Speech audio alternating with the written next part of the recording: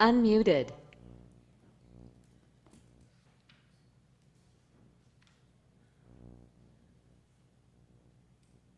Hello, my name is Isabella Perez, Recreation Leader for the City of Socorro. Thank you for joining today's meeting. Before the meeting begins, we would like to remind our guests to remove all hats and silence all electronic devices. No destructive behavior or outbursts will be tolerated, and violators are subject to ejection and possible prosecution. Hola, mi nombre es Judy Rodríguez, secretaria de Planificación de la Ciudad de Socorro. Gracias por participar en la reunión de hoy. Antes de que comience la reunión, nos gustaría recordarles a nuestros invitados favor de quitarse los sombreros y silenciar todos los dispositivos electrónicos. No se tolerará ningún comportamiento perturbador ni exabrupto y los infractores estarán sujetos a expulsión y posible procesamiento. Hello, my name is Isabella Perez, Recreation Leader. I want to thank everybody for joining us today for the July 3rd Socorro City Council meeting. It's 6:10 p.m. and I call this meeting to order. As we do at all meetings, I'd like everybody to please stand for the Pledge of Allegiance. And if you can please remove your covers. Esteban, can you lead us?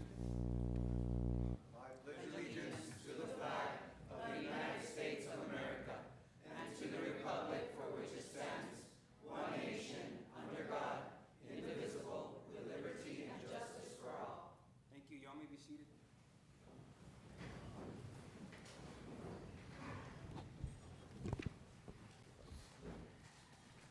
Before we get going, I do want to ask for a moment of silence. We did lose a resident of this community. He was a 32-year-old young man. He left some children behind, and he passed away on one of the state highways just this past week. So if you all would please bow your heads in a moment of silence for this gentleman, Filbert Candelaria Jr.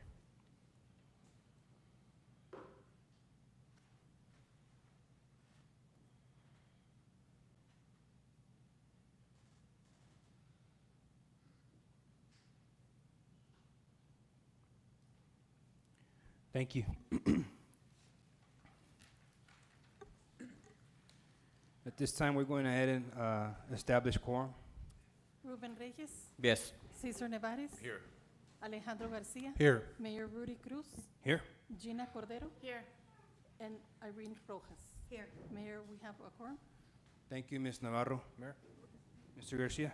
Mayor, I'd like to make a motion to move items 6, 7, 8, 9, 5, 33, 31, and 4 in that order.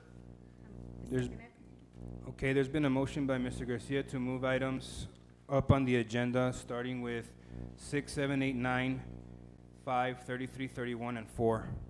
All those in favor say aye. Aye. That motion carries.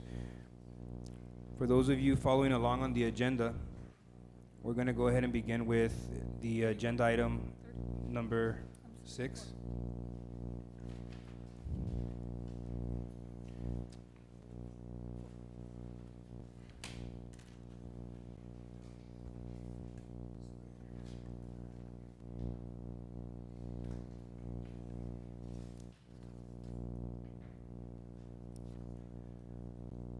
So agenda item number 6 is recognition of Pete Serra, boxing champion, coach, and community leader. We want to honor and recognize Pete Serra for his decade-long dedication to the sport of boxing and his unwavering commitment to the youth and the athletic community here in Socorro, Texas. Mr. Serra's boxing journey began in 1982 at the young age of 12 and continues to this day, marking over 43 years of excellence, resilience, and community service in the sport. His legacy spans multiple roles. He's a champion boxer, award-winning coach, and decorated official. Notably, he is the oldest active boxer in El Paso history and the only boxer in USA boxing history to compete with one eye and mental health issues, demonstrating unparalleled courage and determination. Some of the highlights that I'd like to mention to you all here today for Mr. Serra's boxing achievements. In 1982 to 1993, he held Golden Glove titles. He was a junior Olympic title holder for 1982 through 1985. He held open class titles, 7 of them, through 1985 through 1993, Masters Division Competitor Champion to 2024, the President and Nationals Masters Champion. He's competed in 3 different decades, the 1980s, the 1990s, and the 2000s. He's achieved 2 Best Fights awards in the Tournament of the Ageless. He's represented the U.S. in international bouts versus Mexico, including 2 knockouts of the tournament. His coaching achievements, 2000 to present, he's been named Coach of the Year in 2003. He led the Team of the Year in 2003 with only 1.5 years of experience. Coached champions in Golden Gloves, Junior Olympics, and USA Open. Head coach of Socorro People's Athletic League, the longest standing active boxing team in El Paso history. He's led the only El Paso team to win the Blue Gold Tournament in California. His officiating honors. He's been named Official of the Year with less than 1 year of experience in 2024. He became a pro judge in 2025. He's judged international events including Mexico, USA tournaments, and state level championships with top scoring records. He is an active member of La Liga Municipal de Ciudad Juárez, participating in major tournaments across Mexico. Pete Cera's unwavering passion, discipline, and advocacy for youth athletics has uplifted generations in our community. His story is one of perseverance, humility, and heart. On behalf of the City of Socorro, Texas, we would like to proudly recognize and honor the lifelong achievements of Pete Cera, a champion in the ring and a role model beyond it. Pete Cera, can you join us up here?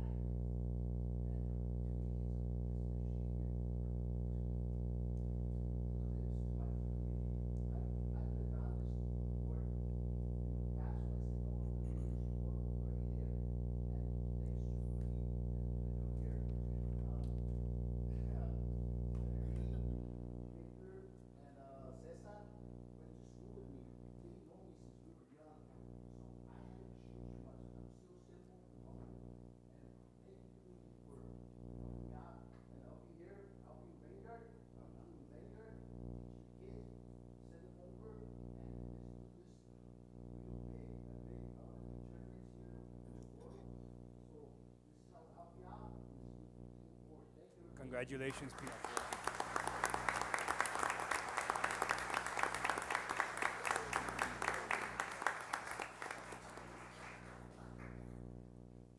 That's Socorro's very own. We're proud to call you our own, Pete. Well, the city of Socorro is full of talent, and we move on to our next agenda item, which is agenda item number 7. This is also a recognition, and this recognition is for the U.S. American Preteen of 2024. Today we're going to recognize and commend Annabelle Rosiles for her outstanding achievements, dedication to community service, and exemplary representation of Socorro and the state of Texas on the national stage. Ms. Rosiles currently holds the title of U.S. American Preteen for 2024, following her tenure as U.S. American Miss Texas Preteen of 2023. Representing the city of Socorro, Texas, Annabelle has distinguished herself not only through pageantry, but also through her deep commitment to civic engagement and leadership. Among her notable accomplishments, her accolades are U.S. American Preteen of 2024, U.S. American Miss Texas Preteen for 2023.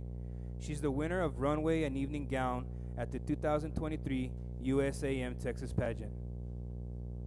She's the organizer of the Twisted Christmas Blanket and Toy Drive, benefiting the Animal Shelter of El Paso, the El Paso County Sheriff's Office, Santa with a Badge Toy Drive. She's actively involved in fire relief efforts in Ruidoso. She's a passionate youth mentor and advocate for service-based leadership. Annabelle's contributions have been spotlighted by local media, including KVIA, for her efforts in promoting community unity, volunteering, and youth empowerment. Today, the Socorro City Council would like to formally recognize Annabelle Rosiles for her achievements and ongoing dedication to community service and positive representation of the region. A certificate of proclamation may be presented in her honor. Annabelle, would you please join us this evening?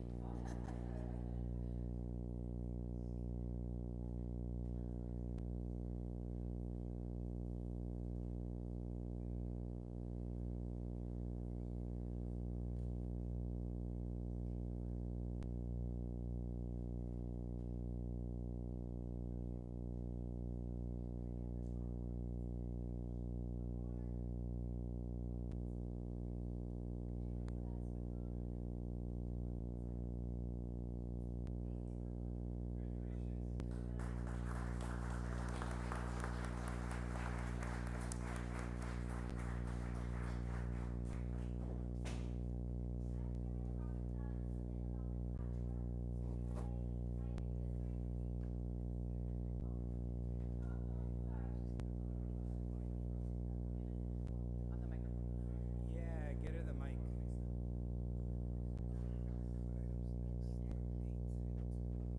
Thank you. Hi, I'm your U.S. American Preteen 2024. My name is Annabelle Rosiles, and I'm really grateful to come up here today and be able to get this award because I am really grateful for everything I've done. Everyone has supported me in this journey, and I'm also very grateful that I'm able to represent my city, Socorro, in the national level. And I want to talk about my platform, which is Live Long, Stay Strong. My platform is about staying healthy and try to get kids out of their beds and off their phones and to be able to go outside and do something. And as me, me being me, I love to play soccer. I love doing sports, and that's why I chose it as my platform. So I'm really grateful to be able to get this award, and thank you.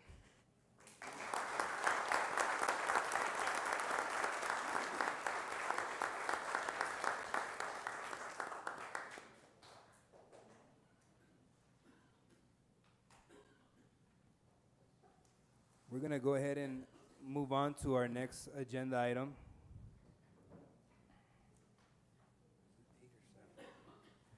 Agenda item number 8. And this item right here is a presentation, and we're going to recognize players, coaches, and staff for the 2025 Youth Development League. And I think it's important to say that this was something that all started here on the table by Mr. Garcia, who's also been an advocate for the youth sports leagues here in our community. And again, with the support of my colleagues on the table, as well as all the volunteers, the staff, the sponsors, and all the people involved in creating these youth athletic leagues for our kids to have something to do after school and on the weekends.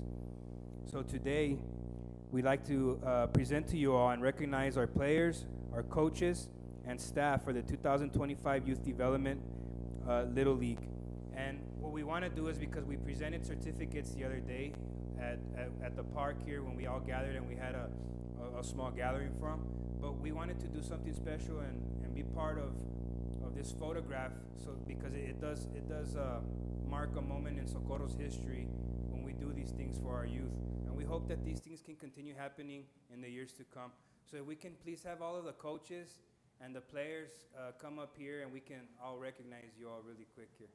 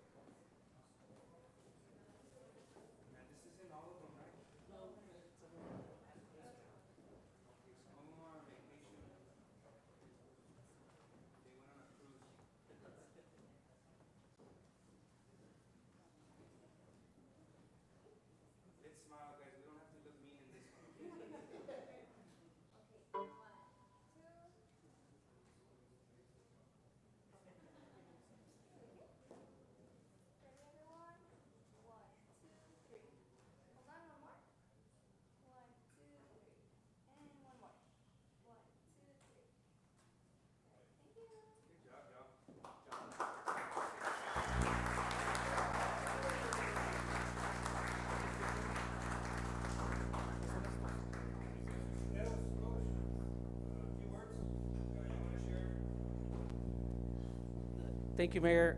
We just want to say and tell the parents, thank you so much for sharing your children with us. I want to thank the coaches, the staff, City Council, Mayor Cruz, Ruben Reyes, for their support during the season. It's thanks to sports that I went to college, and it changed my life.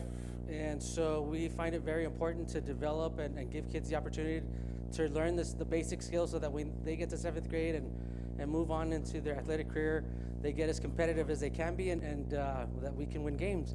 And so we're just very appreciative. I want to give special recognition to our organizer. City staff did a really great job, but special recognition has to go to Laura Redondo, our organizer. Please help me in recognizing her today.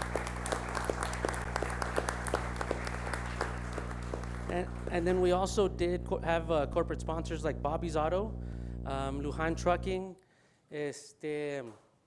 Build a Pizza, and my wife and I, Enrique Cisneros Insurance. We appreciate you guys. Thank you so much, and we'll see you guys next season. Thank you. Coach.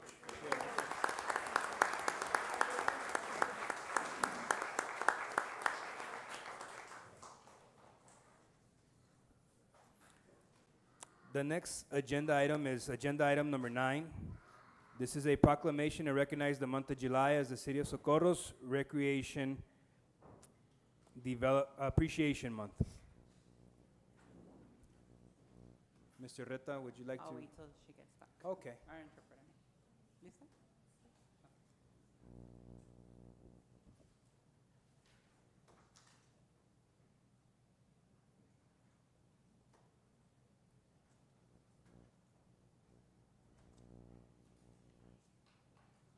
I'm gonna go ahead, check, can you hear me? Test, yes? I'm gonna go ahead and read the proclamation.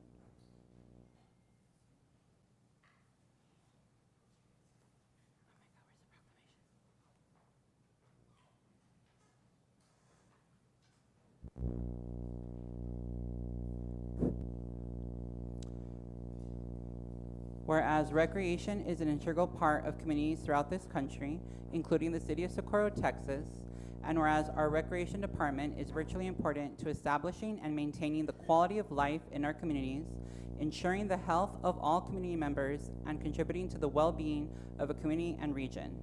Whereas our recreation department is a leading provider of healthy meals, nutritional services, and education, aimed at building healthy, active communities that aid in prevention of chronic diseases, provide therapeutic recreational services for individuals with disabilities, and also improve the mental health and emotional health of all residents.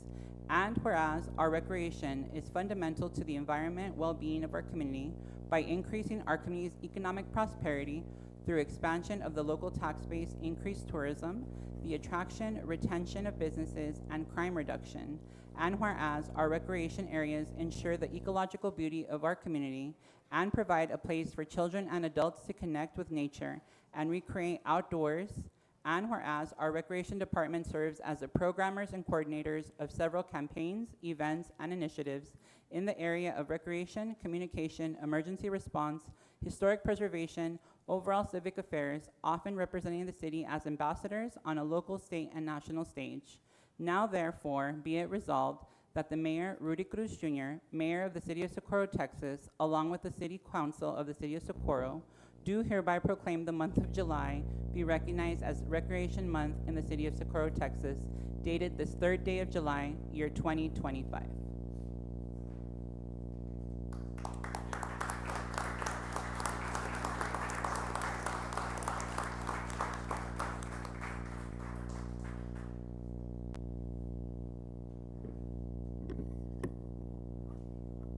Good evening, Mayor and Council, and audience members. To begin, I want to say that I am utterly honored and privileged to be in a position that I'm in today. The role of this department and this team mean more than ever before, as I never would have guessed the position that we are in today 10 years ago. To our city manager, we want to thank you for giving us strength and focus, as well as leadership to getting us to where we are now. This evening, City Council will give each of the department members a small token of appreciation for all of their hard work and well-being. I know this department is tough because we carry the weight of so much more programs and schedules than we started in 2014, and we're so excited to see where the city grows. However, I also want to recognize the 3 new members of our department who are now part of the transit system. You'll get to meet them today too. As I call your name, will the council member that has a token please stand to give the employee their token and then rise to get your token, okay? Isabela Perez, Community Liaison Coordinator.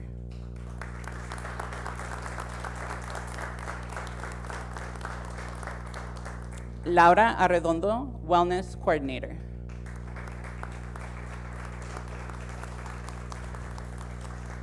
Daniela Cobos, Community Liaison. Norma Alvarez, Multimedia Specialist. Elizabeth Borjon, Community Liaison. Norma Linda Gonzalez, Community Liaison. Armando Mapula, Transit Coordinator. Jaime Estrada, Transit Operator. And Rosendo Cedillos, Transit Operator. Oh, they're still driving? They're still driving. They're still operating our transit. They're just getting out, but Daphne will collect them. And then if we could do a group photo, I would appreciate it. And then also to our staff as we get ready, I know tomorrow is the big day. You guys have been working really, really hard with the other departments. I know as long as the other department heads want to echo thank you. We know the time and dedication it takes you guys away from your families, and we want to say thank you. Let me get in the photo.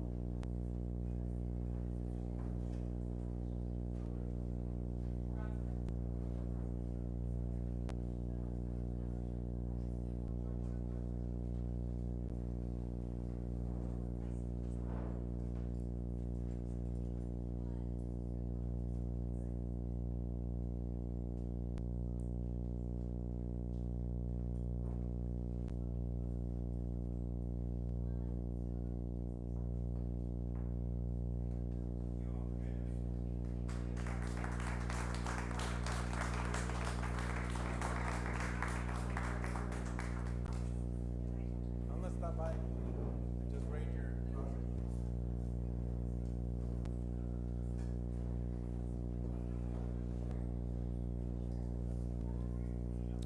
Just for, added touch, we wanted to let you guys know that we did receive an award. The city of Socorro received an award last month that gave us top prize in the entire state of Texas for cities 50,000 and below. We were top rated, and so our theme was Sin Miedo, and if you show it on the back, it says Hecho en Socorro.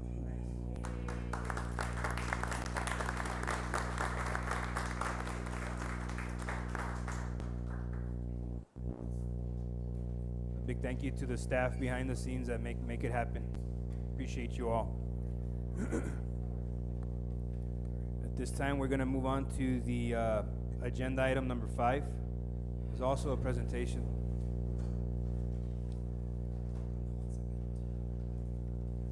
And if we can put the slides up on the monitor for the community to be able to view this.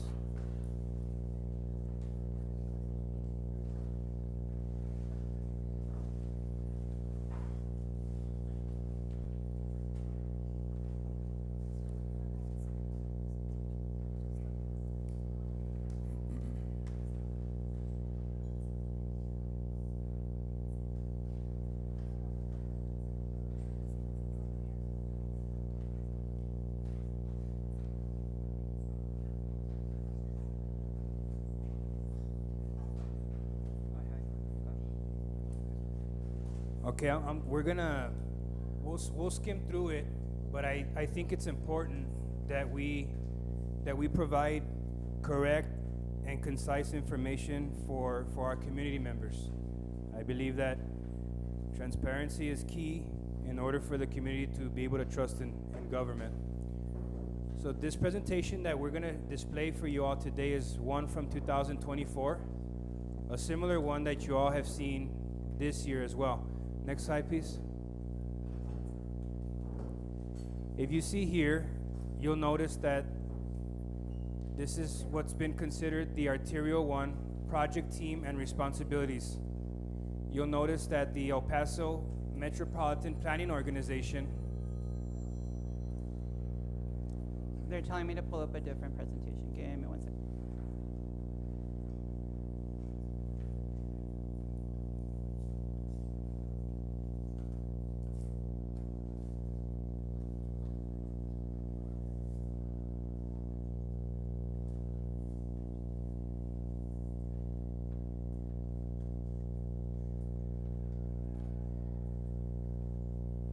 I don't normally talk like this, but I have to shout into the mic, so excuse me if I come off as a little rough. I'm just trying to be able to speak loud enough for everybody to hear, if y'all wouldn't indulge me.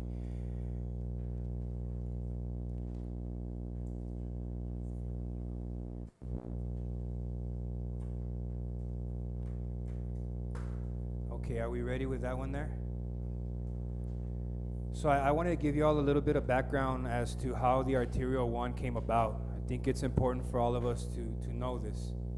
This is a script from years ago that was used for the purpose of collecting information and input from the public. This was from our previous mayor. As you can see in the script written, something that I didn't write myself, it's on the text.web webpage. You can look for it. This is a script that was written for the mayor for the city of Socorro.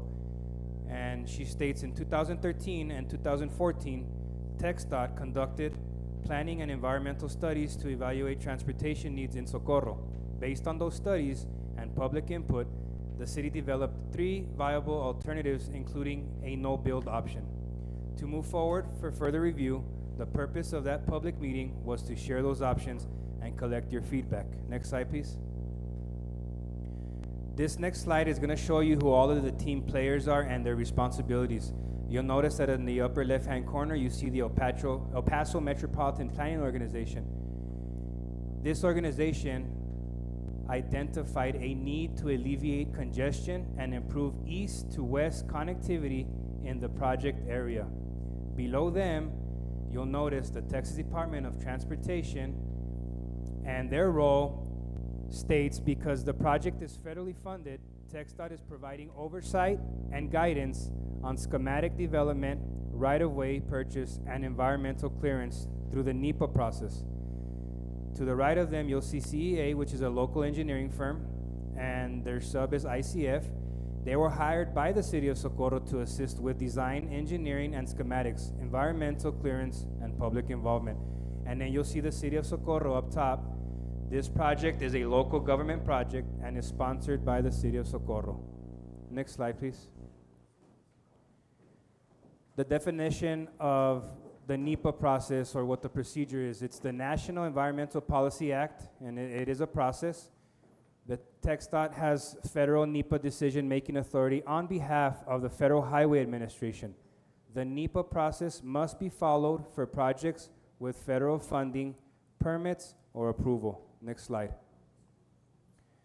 The purpose and need of this project. This project was to accommodate increased traffic volumes due to increasing populations and development in the project area, and to address congestion and lack of east to west connectivity in the region. The purpose of this project is to improve mobility and connectivity in the region by providing additional east to west connectivity. Next slide. This is the history of the project. In 2013, the El Paso County Comprehensive Mobility Plan developed by the CRMA on behalf of the El Paso County identified Arterial 1 project described as construct a 4-lane divided arterial from Interstate 10 to State Highway 20, or also known as Alameda. In 2014, Planning and Environmental Linkages Study, known as the PEL, Border Highway East, developed by TxDOT, El Paso District, identified the need for Arterial 1 as a regionally significant roadway for providing connections to the future Border Highway East. In 2014, the City of Socorro Comprehensive Master Plan developed by the City of Socorro identified the need for 2 major arterials to address traffic concerns and access to area residents. In 2020, the City of Socorro Major Thoroughfare Plan and Study developed by the City of Socorro identified the need for Arterial 1 to alleviate existing traffic, increase access to the region, and alleviate future traffic. Next slide, please. If you notice the map on the right-hand side that shows a box outlined, that is the area in which the MPO at the time identified that this arterial needed to pass through. That whole area that's boxed in there, that's the City of Socorro. On the left-hand side, you'll see the little squiggly red lines. Those are all the different arterials or projected arterials or possible routes for the arterial to pass through our city. Next slide, please. This is what the proposed roadway would look like. You'll see in the middle a raised median, and you'll notice that there's 2 lanes, left and right, for traffic going and coming. Next slide, please. So as this project has progressed and it's gotten to where it's at right now, just to give you a little bit of background, stakeholder meetings were held on May 20th of 2021. There was a virtual public meeting. There was also a council meeting on November 18th of 2021. The City of Socorro received a petition and multiple comments, questions from concerned property owners. The stakeholder meetings from January 5th of 2022 held in person to address comments at the City Council meeting. This project was put on hold from January 2022 to December of 2023. Then there was another stakeholder meeting that happened on December 18th of 2023. Adjacent property owners or renters were invited to a workshop that was held on July of 2024. A lot of these notices may not have been received by some of the folks that are here or some of the folks that are listening to us because it was identified that you were not going to be directly impacted by this project.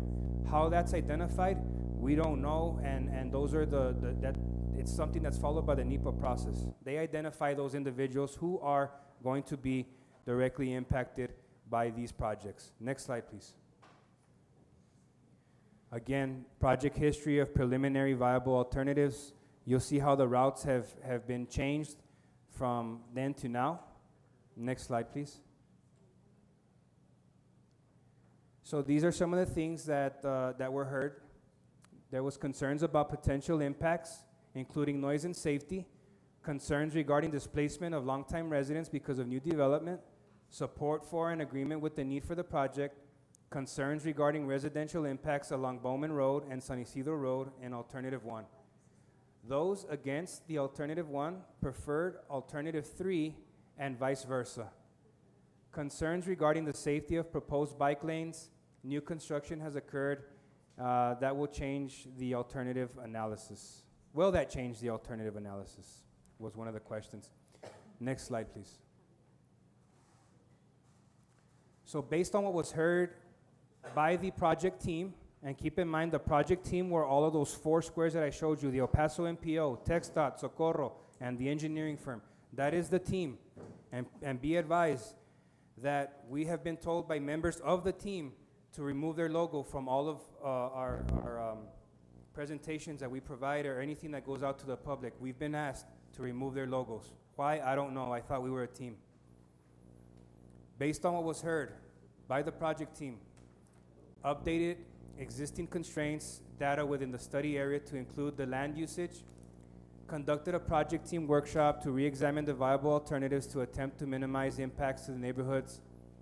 They used a blank slate map to assess any potential routes. They removed Alternative 2, which was the green line that we saw on the map previous to this slide, from consideration due to the fatal flaws. Impacts to the Socorro Volunteer Fire Department, the right-of-way requirements from local schools. Added options to Alternatives 1 and 3 to avoid major impacts, resulting in 4 new alternatives: 1A, 1B, 1C, and 3A. Other routes were considered but not carried forward due to not meeting the purpose and need and or engineering constraints, which is why now in 2025 you are seeing the new route that the project or the NEPA process has identified. Next slide, please.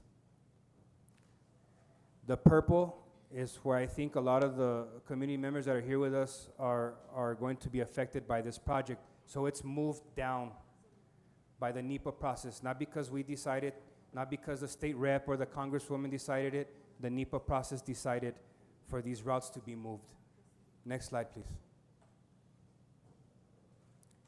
One of the questions that was asked and asked by many, have you chosen an alternative?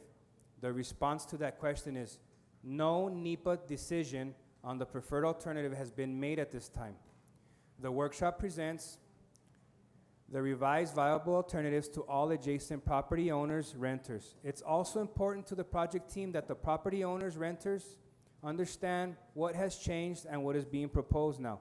Please ask questions and comments on the alternatives. The next steps will be to review workshop comments, revise findings, if feasible, complete the alternative analysis, and choose a recommended alternative. From then moving forward, there was a plan to hold a public meeting to show this alternative to the public in the summer of 2024, which already occurred. Next slide, please. Another question that was asked by many, what are my rights as a property owner? The response to that is, because we have not chosen a preferred alternative, no proposed right-of-way has been identified. Meaning, we can't answer this question because there's been no alternative that has been identified to be a viable one. If one of the proposed viable alternatives is chosen through the NEPA process, the City of Socorro would purchase new right-of-way by following TxDOT's right-of-way acquisition process. Another process that I'm not familiar with because I've never had to go through this as mayor for the City of Socorro. We've set up a station in the room with a link to provide more information. There will be more opportunities to discuss potential impacts. Again, keep in mind, this is a slideshow from 2024. Next slide, please. Another question that was asked by many, what is the schedule for the project? Next slide will show the schedule. You'll notice here that back in 2013, when it started by the El Paso MPO, whoever the representative for the City of Socorro was at this time actually had to bring it to the table or had to engage in conversations and get it started. It was identified at the MPO level. The alternative analysis and ID recommend alternative. Then you'll see down below that, there's a schematic design and the environmental studies, which is what we're experiencing right now, the NEPA study. Should this progress, it goes on into oversight of design and the NEPA process, and that's brought down through by the TxDOT. After that, then there's plans, specs, and estimates. The pricing of the cost of this project to occur is what happens next.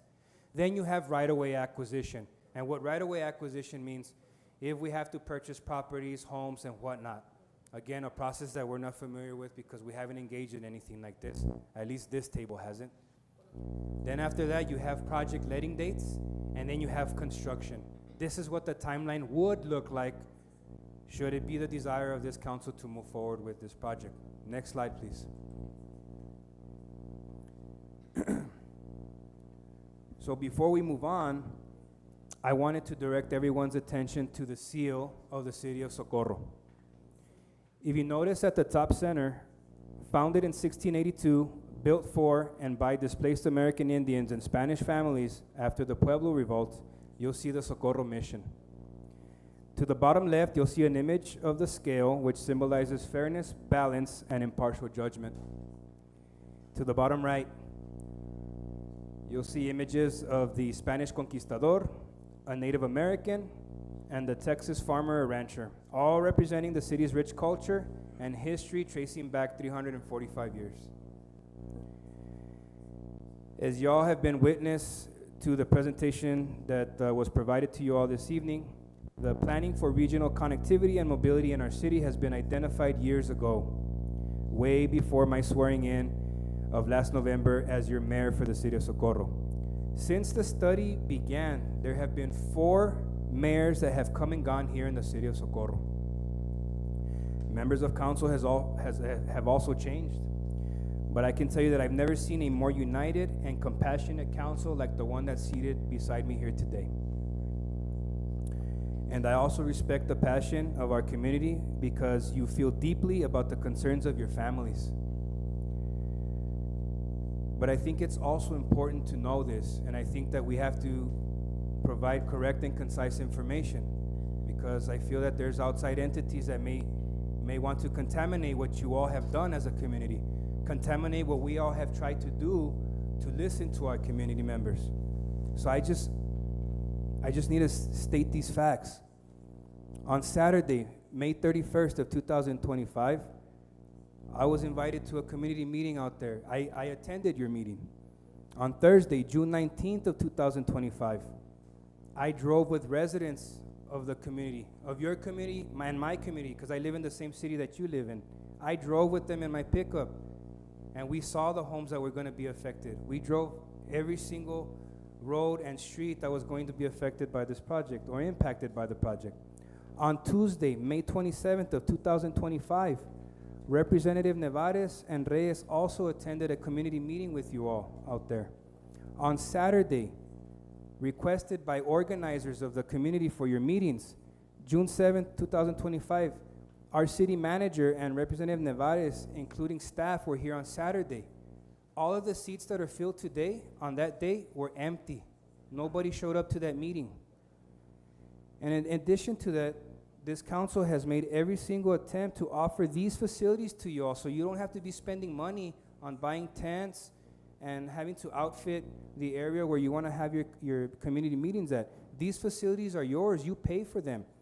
And we've been willing to meet with you on any day of the week at any time that you guys wish to, but those offers were also declined by the organizers of your community meetings. And I think that it was important to say that. So now what also needs to be made clear as mayor for the city of Socorro is whether I attend your community meetings out there in the neighborhood or I'm seated here at a city council meeting. And if I am in fact able to solve all of the city's problems without reviewing laws or ordinances, then I would do so. But unfortunately, I can't. We are a city that has to follow laws and abide by rules because that's also the culture that we're creating with this new administration. So the easy path has always been to fabricate stories and become upset by pretending that we can do something about Arterial 1 by violating rules, laws, and processes that I have no control over. So what I'd like to propose today is not the easy path, but the hard path, okay? And it's one that we're going to take together by using the proper processes in place to achieve the same goal that this community would like to achieve. But it's going to require working alongside the administration that you see here today by instilling trust and faith in those currently in office. Should any of the things on that seal right there, the symbol for which we identify ourselves with as a city, were to disappear, then we'd just be lying to ourselves. So for those of you who are committed to working alongside us to achieve your goal, I've placed this agenda item on the table for City Council's consideration. And that's agenda item number 33, and that's the next one that we're going to move into. And so agenda item number 3 states, Mayor, we do have a speaker for item number 5. we have one speaker for 5? Yes, sir. Okay, we're gonna take the speaker for 5. Chris Trujillo. Yes, ma'am.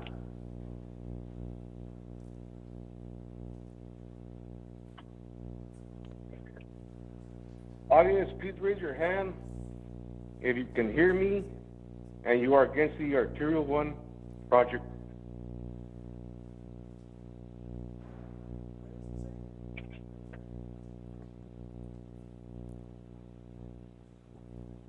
Can you repeat that, Mr. Trujillo? I can hear you. Can you hear me? We can hear you, but we didn't catch what you said right now. I think you said, audience, raise your hand if... Hold on. Can you hear me better now? We can hear you. Okay. I'm asking the audience if you can please raise your hand if you can hear me and you are against the Arterial 1 project in Socorro.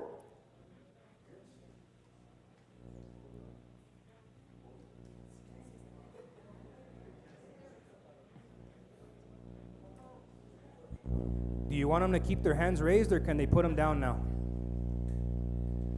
They can put them down. Okay. We have requested for Socorro Council open records to provide us with the open records to who made the motions to allow Sylvia Road to build new homes. This would provide us with the dates as to who agreed on this. However, it's been several weeks and we still cannot get this information for some reason.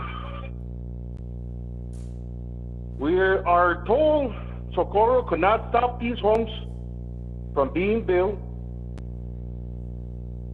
because the builder would sue the city of Socorro. So the building continues as we speak today. I personally live near Sylvia Road and have seen the city allow the road to get bigger, wider, and even made a storm drain to allow these new homes to be constructed. Around the same time that TxDOT was also making plans to build the Arterial 1. It seems Socorro, as far as we can tell, has somehow allowed themselves to be the center Mr. Trujillo, your time is up. for lawsuits, since the new homeowners on Sylvia Road were totally unaware of this. Mr. Trujillo, We found out personally Mr. because we Trujillo, went. your 3 minutes are up. Unless any members of council would like to suspend the rules. There's a motion and second to suspend the rules. All those in favor say aye. Aye. Go ahead, Mr. Trujillo.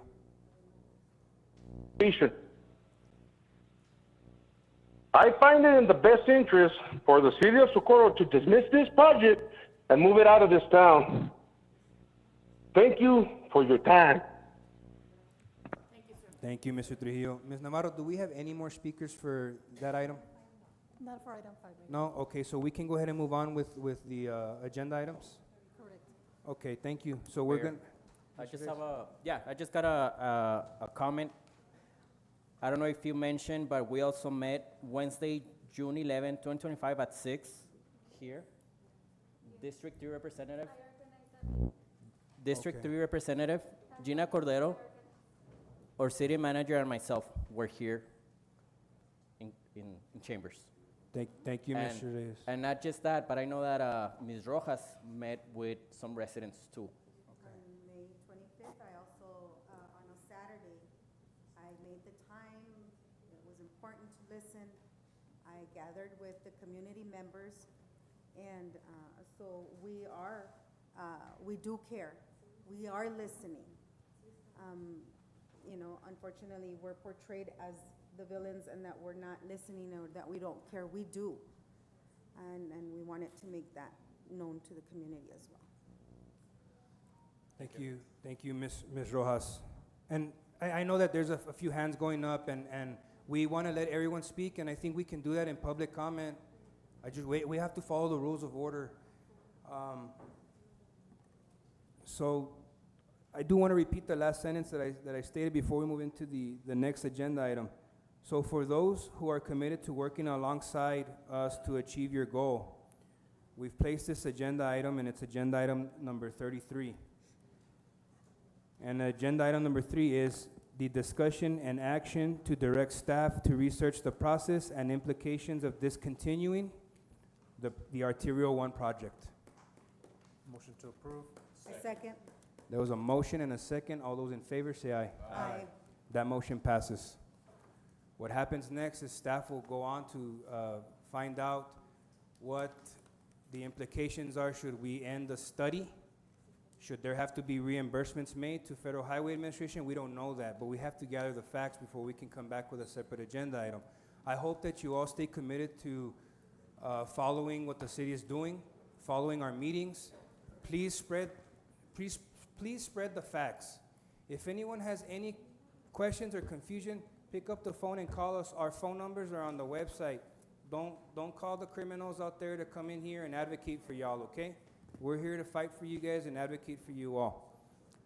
Mayor, we have some speakers for item number 33. Okay, we have speakers for 33 signed up. Who's the first one there? Ms. Navarro. Alex Saldaña. Mr. Saldaña?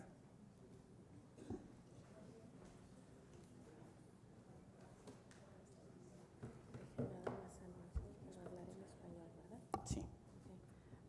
Mayor, Mr. Saldaña is going to speak in Spanish, and we would consecutively interpret into English as he goes. Very well.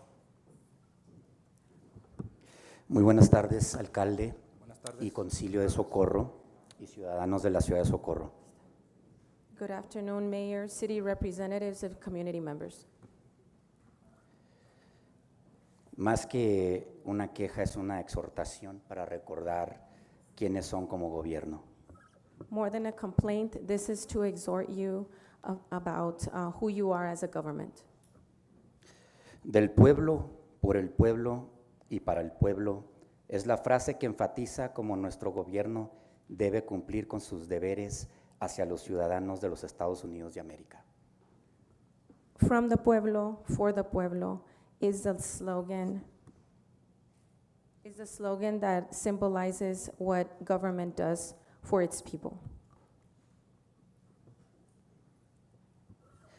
Una democracia en la que yo, nosotros y todos Debemos ser la prioridad de nuestro gobierno. A democracy in which I, us, and all present here, we should have as a priority as government. Cualquier otra forma es un gobierno tiránico y debe ser desmantelado. If it is done any other way, it is tyranny and it should be dismantled. Ciudad de Socorro, su juramento es defender la Constitución y comportarse con honor, dignidad y respeto. City of Socorro, Texas, government, you pledged, and it is your job to defend the Constitution and to behave with honor, dignity, and respect. Honren a sus electores que los votaron como sus representantes. Honor the people that elected you and selected you as their representatives. Dicho esto, quisiera que compartiéramos un poco de lo que está sucediendo con la ciudadanía, afecta al Distrito 1 como al Distrito 4. Having said that, I want to talk about what's affecting the community that affects District 1 and District 4. Y quisiera que un poquito consideraran el tiempo porque estoy siendo, hay translation, entonces se pierde un poco el tiempo. And I would like for you to consider the time because there's an interpreter and there's loss of time. ¿Necesito estar en el micrófono?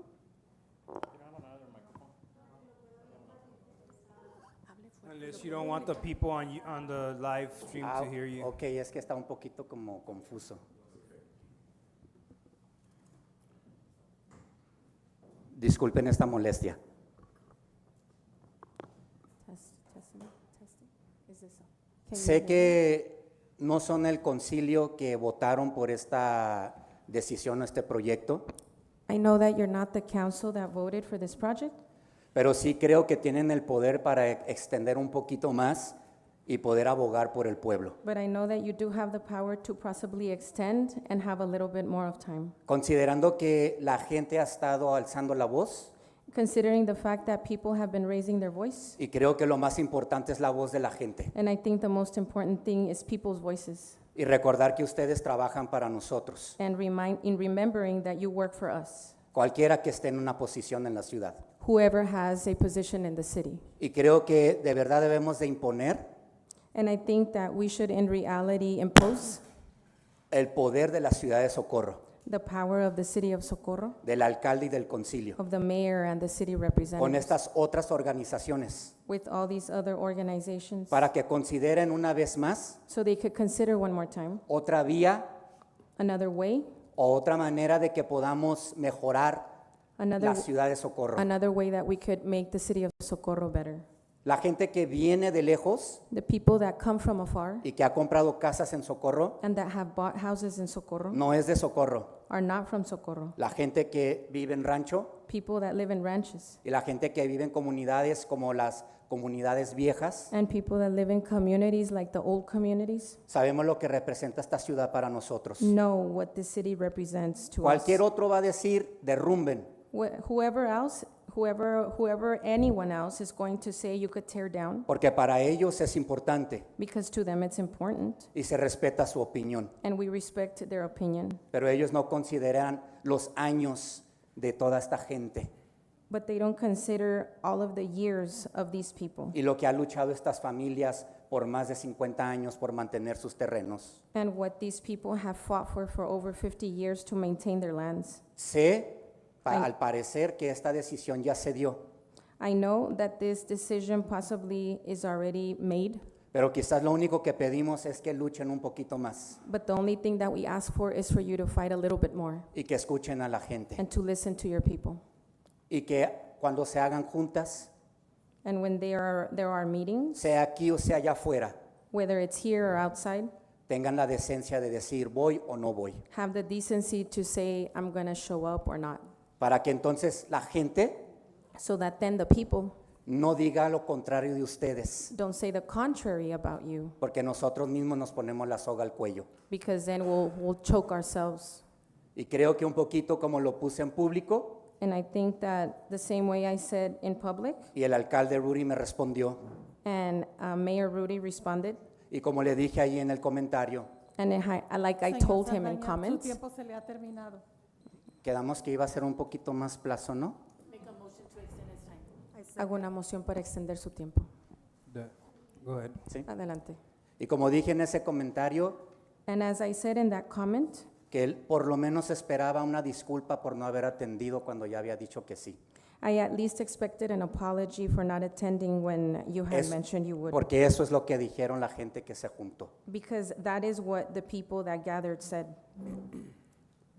De verdad, espero que Dios les bendiga, I really hope God blesses you, les dé sabiduría that He gives you wisdom, y que la ciudad también podamos trabajar con ustedes. and that the city, the community could also work Todos with you. queremos progreso, We all want progress, pero el progreso se hace conforme al bienestar de la ciudadanía, but progress is made conforming to the well-being, the no a welfare la of the community, conveniencia de ciertas organizaciones. not the convenience of certain organizations. Dios les bendiga. God bless.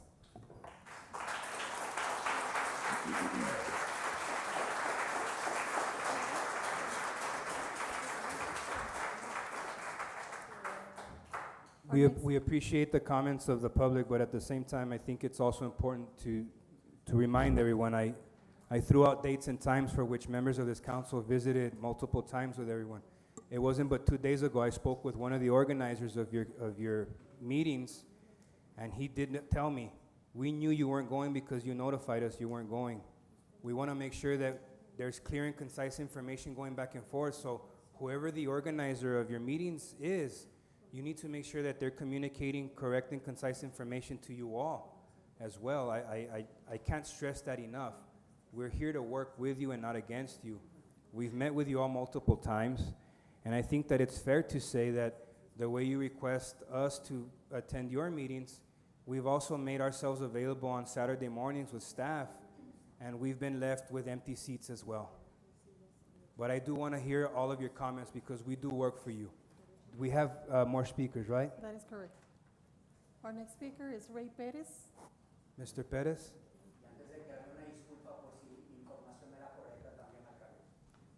And I ask for an apology in case my information was incorrect, Mayor. No. We're a community, and we're going to work as a community. Okay, so you're signed up for 19? Yes. Oh, okay. Okay. Are there any more speakers? Jeremy Hendricks. Mr. Hendricks?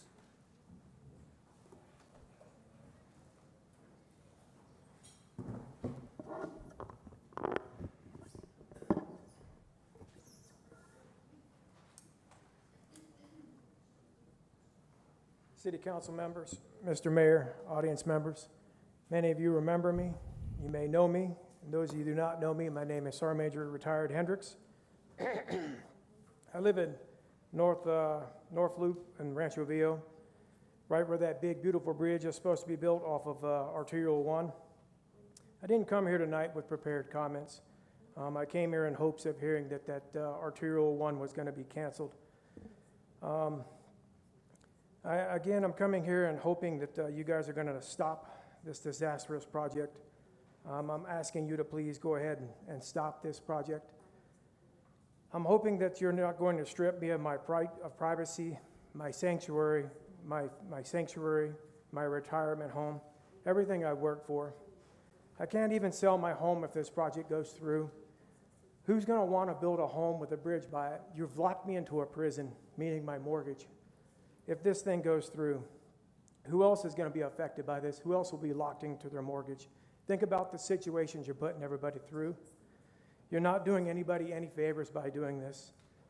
You think you've done us a favor by not touching the easements and building this bridge or this project right by our land and putting up a wall all along Rancho Villa. But again, you're not doing us a favor because you're locking us into our mortgages for those that have a mortgage. Again, looking at your brief, you talked about this traffic, alleviating traffic from east to west. But Mr. Hendricks, your time is up. I only need another 30 seconds. Make a motion to extend his time. Second. You talk about alleviating the traffic going east We to don't have west, a but if you motion. look at the map, There was a motion and second. Yes, did we get the question? Yeah, all those in favor say aye. Aye. again, Go ahead, if Ms. you, Hendricks. if you look at your map, you're talking about alleviating traffic going east to west, but if you look at Arterial 3, you're annexing land in El Paso County. Most of that land isn't going to benefit Socorro. It's benefiting El Paso County. How are you being any advantageous to Socorro? It's not alleviating half of the people in Socorro. If you were building it in Bauman, it'd be advantageous to Socorro. So you're not alleviating traffic at all going east to west for Socorro residents. So you can't use that talking point as being advantageous to alleviate traffic for Socorro residents. So that's a dead talking point. That's all I got to say. No build is the only way to go. Thank you, Mr. Hendricks.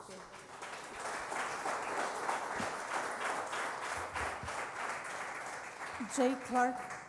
Jay Clark. Mr. Clark?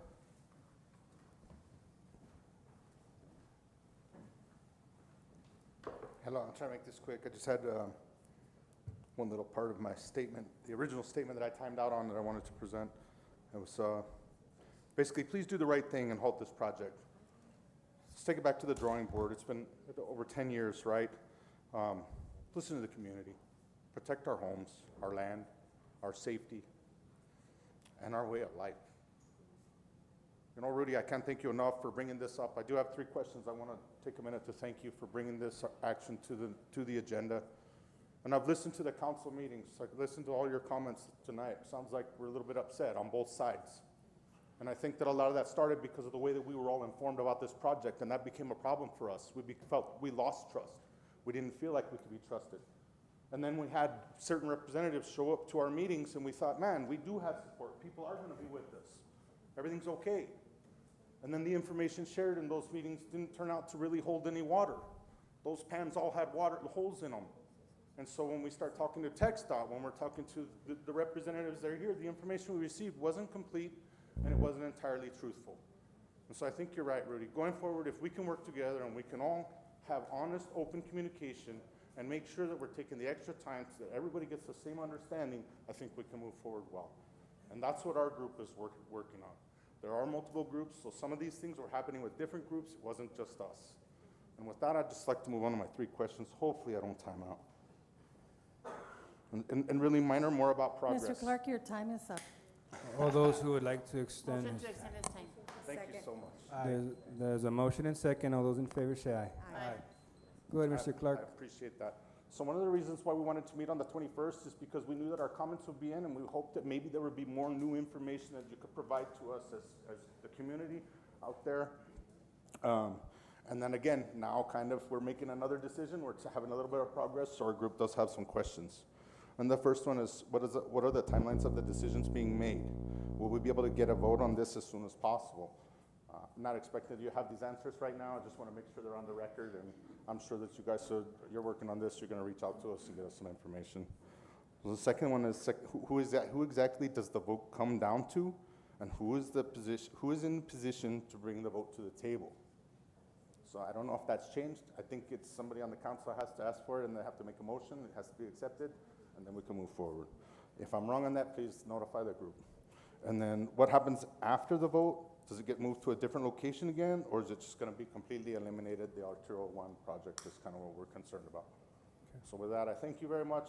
Looking forward to better communication and better feelings amongst all of us going forward. Thank you, Mr. Clark. Thank you, sir. Lorenzo Maines. Lorenzo Maines. Lorenzo Maines? Mr. Maines?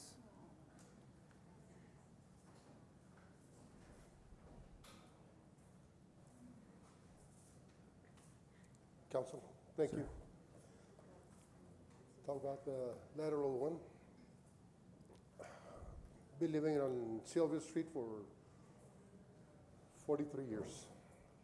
And my kids grew up there, my old little house there. My parents passed away from there, and there's only 3 people living there. It was a ditch rider road in front, and time went on.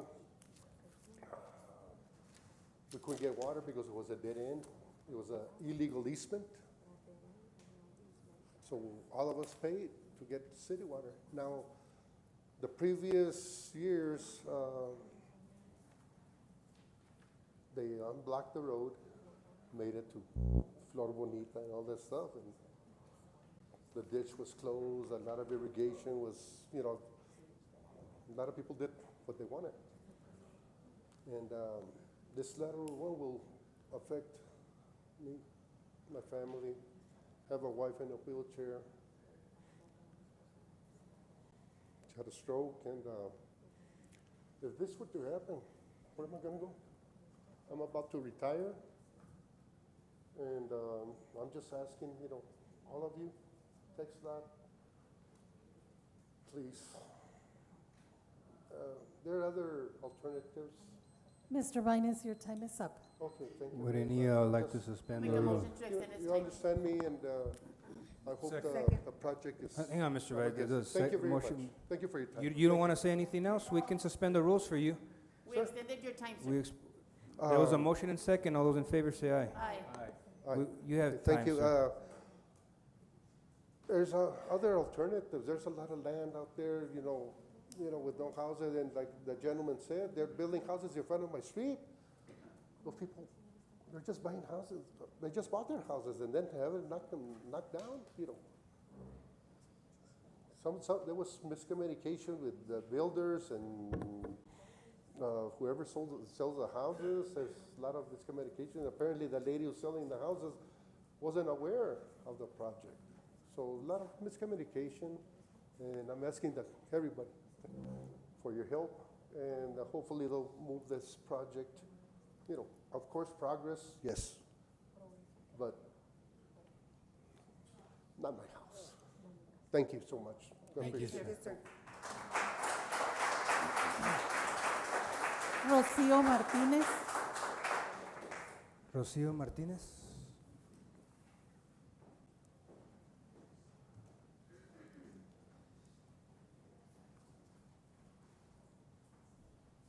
Good evening, Mayor, council members. My name is Rocio Martinez, and I live in Sylvia Street too, okay, in Court. I came here hoping that you would just dismantle the whole thing and just throw it away and not deal with any.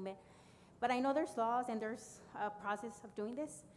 And just like another member of our community said, you are placed in that seat because you work for us and to listen to our voices. And our voice is loud and clear. We don't want this, okay? It's affecting a lot of the community members. You already said you already visited a lot of the routes. So I do hope that you take that in consideration, that you listen to our voices. They're very loud and clear, and that you do the right decision, okay? That you vote this down and take it somewhere else, so it won't affect anybody else like it's affecting us, okay? A lot of these people are probably stressed out. It's a lot of stress. A lot of us, okay? I hope you realize that, and I hope that when you make that final decision, you think of all those things and all this community that is here fighting for what we believe is our right to live the way we live now, keep that way of living, okay? And not having been destroyed or disturbed by anything else. Thank you. Thank you. Thank you, ma'am. Thank you, ma'am. Our last speaker, Chris Trujillo. Our last speaker is Chris Trujillo. Mr. Trujillo.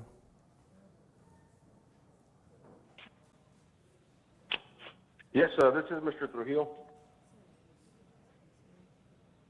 Go ahead, sir. I want to quickly just emphasize that this arterial one, we have to kind of look at it at a different perspective, especially one of law enforcement. I've spoken with a lot of professional law enforcement officers, and we have very good reason to believe that this arterial one will be nothing but a gateway for drugs to pass through Socorro straight into the United States.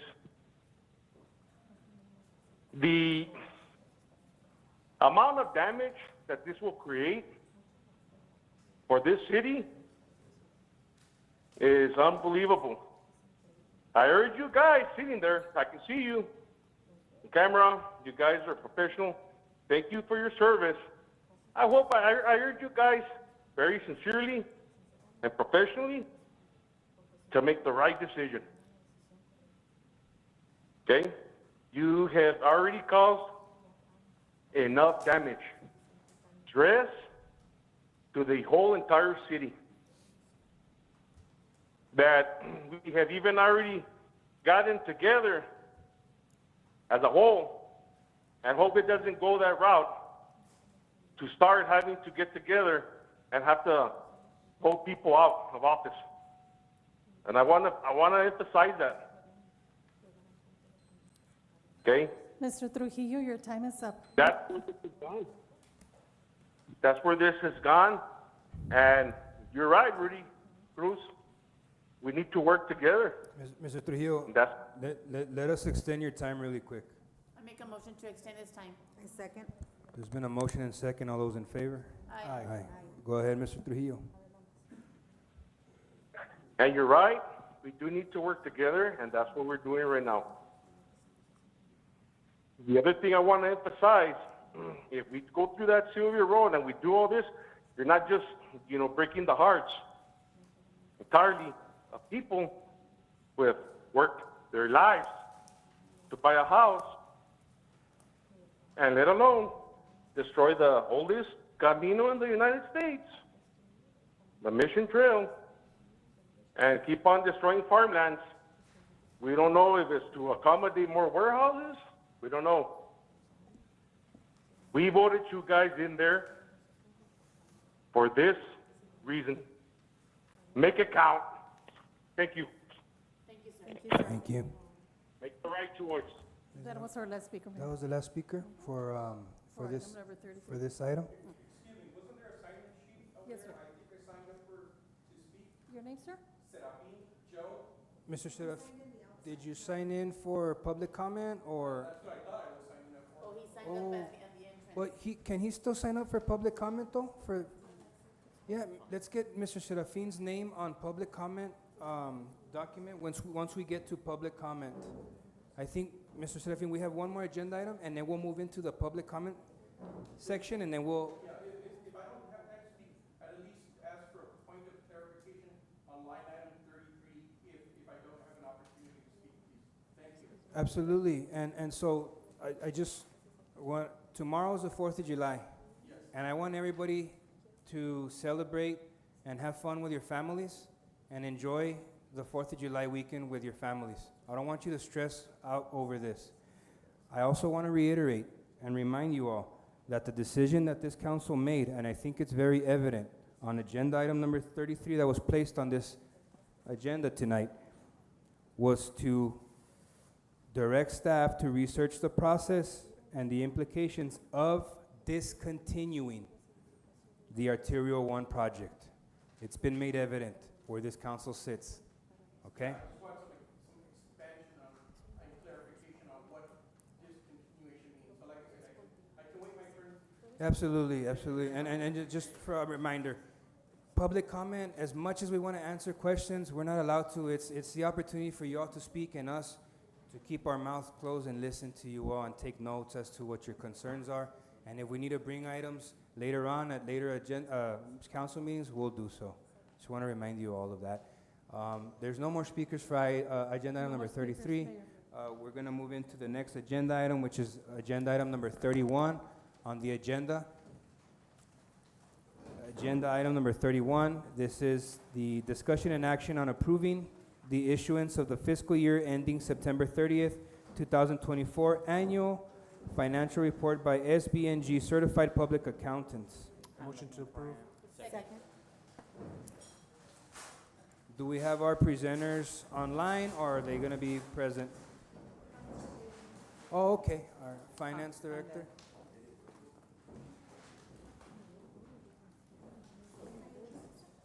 Absolutely. So good evening, Mayor and Council.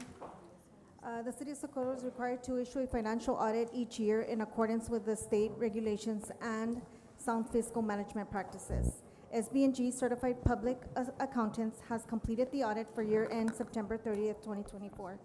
Please join me in welcoming SBNG Theo Cabrera as they present the results of the annual financial audit. Thank you very much, members of council, for having me here tonight. Appreciate your time. Today we're going to go over a brief presentation of the fiscal year 2024 audit of the financial statements for the city of Socorro. So we're going to go over the slides. Now the members of council should have paper copies of the audit. We're not going to go over every page. There's approximately 80 pages. So we're going to give you the condensed version. Try to make this quick. And I'll be available for any questions. We can go back and expand as much as we need on any of the items. And we're going to try to follow along the slides as well. So if we can go to the next slide really quick, just a couple of things on today's presentation. So we're going to talk about the highlights of the audit. We're going to talk about the general fund. I'll give you a budget, a highlight of how the general fund performed in terms of financial performance in fiscal year 2024. We're also going to spend a little bit of time talking about the capital improvement fund, which is another separate bucket of money that the city has. And then we're going to talk about a 5-year trend so we can kind of put the numbers in perspective over the last 5 years. And last but not least, we'll talk about the audit recommendations that we had. We discussed the audit recommendations with the city manager and the city's finance director about a week ago on June 23rd. So we already presented a draft of the financial statements to the city manager and the finance director, and the draft was approved prior to today's meeting. So the most important highlight, of course, is the result of the audit, right? Basically, the audit is a pass or no pass, and in this case, you're getting a pass, so a good result. It's referred to as an unmodified audit opinion, basically meaning that your financial statements are fairly stated, okay? So this is the best type of audit result that you can receive. And it's normally what the city has received in the last 5-6 years that you have been doing audits, right? We also did an audit on the compliance with major compliance requirements with certain federal awards. So as you've been hearing, I mean, the city of Socorro does receive a good number of different federal grants. The TxDOT grants being one of the biggest ones. And then also for this year, the largest federal grant was the ARPA grant. Okay, so for this year, our audit included additional procedures to test the compliance for the ARPA grant. And I'm very happy to say that there were no findings on this audit related to either the financial statements or the ARPA compliance. So that's the best result that we can expect from the audit. This year, the audit is being completed within the 9-month window that is necessary to file this audit. The year before, the audit was completed after the 9-month window. It was completed about 6 weeks after. And this was primarily because of the unexpected loss of the former finance director. However, great effort was made from the city's accounting staff and the new finance director. And this year we were able to complete the audit within the 9-month deadline. So it's a really good achievement. That was a finding last year. We no longer have a finding for that this year because of the audit being done within the required 9 months. So those would be the main highlights in terms of the results of the audit. We did not become aware of any fraud or any abuse or anything that we feel we needed to report, right, in part of our report. So it's a really good audit report, okay? So next we're gonna talk a little bit about the general fund. So we can go to the next slide right there. And if you wanna go in the financial statements, if you want, you can go to page 45. It's kind of in the back. We have a summary there of the general fund and how does it compare to the budget to actual. So as you know, the government has different buckets of money, and the general fund is the primary bucket of money, right? So this is where all the general expenditures go, and also the general revenues like property taxes, sales taxes, right? The general fund does not include most of the large constructional things like the Arterial 1 or the TxDOT projects. Those are not in the general fund, okay? So here in the general fund, we use this as one of the main things to assess the fiscal responsibility and the financial health of the city of Socorro, right? So what we're seeing is that in terms of revenues collected in the general fund, the total revenues were $15.5 million, and they were more than what had budgeted for that fiscal year. So this is a common result, right? Normally, the city budget's very conservative and ends up collecting a little bit more. So there was a little bit more collections in property taxes, usually because there are some delinquent taxes that come in. And then there was also a little bit more in sales taxes, right? There's always tends to be a little bit of an increase in sales taxes collected. Other revenues consist of things like permit revenues, interest income, also planning fees, that sort of thing. And that particular line performed very well. In particular, the planning and zoning fees significantly exceeded the collections that were budgeted, right? And that's a reflection of all the construction that's going on and the growth that occurred in 2024 and shortly before 2024. Okay, so as you can see, we had a positive variance in the general fund of over $1 million, close to $2 million in additional collections for the main revenues that keep up the city. Now, in the following slide, we're still on the same page in the financial statement, so if we go to the following slide, we're going to see the budgeted expenses for the general fund. And again, normally the city tends to be really conservative when it comes to budgeting. And what we see is that the budget normally comes a little bit less than what the budgeted expenses are. So for this year, we don't have an exception. We see that the city had budgeted $15.2 million, and the actual expenditures for the general fund only were $14.6 million. So we came in under budget, showing that we are tracking those budgeted items and trying to stay within our means. So if you do the math, we brought in 15.5 and we spent 14.9, so roughly a $900,000 surplus for the general fund only. Okay, this does not include the large construction items. Okay, so if we go to the next slide, we're going to see a summary again of the general fund and how it has changed. So we can see that the total assets in the general fund have gradually been increasing from 9 million to 11 million to 12 million. Okay, the line that says fund balance, that's the reserves, right? So after taking down liabilities, how much is our net reserves? And those have been increasing from $7.3 million to 9.5, right? So the reserves are pretty healthy. One way to assess the reserves is looking at the expenditures. The expenditures are roughly $15 million. And it's a little bit more than $1.5 million a month. So we have roughly 8 to 9 months worth of a reserve to cover expenditures. We want to have at least 6 months. And the policy is to have 24% or 3 months. So you have more than double the 3 months, right? More than double than what your minimum reserve is. So from a fiscal perspective, the general fund is pretty strong, right? You're not operating in a deficit in your general fund and you're staying within your budget. In the next slide, we're going to talk about the capital improvement fund. So we're going to switch gears a little bit. And the capital improvement funds is a separate bucket of money for the government, right? So we had the general fund, and then this is a separate account where we keep track of our large projects, right? So in the capital improvement funds, normally we have our bond money there, and we have our TxDOT grants there. And then those monies are kept separate from the general fund. So what we are seeing here is that we have almost depleted everything that's in that capital improvement fund. In the last 3 years, we have been using the remaining of the bond that was issued in 2019.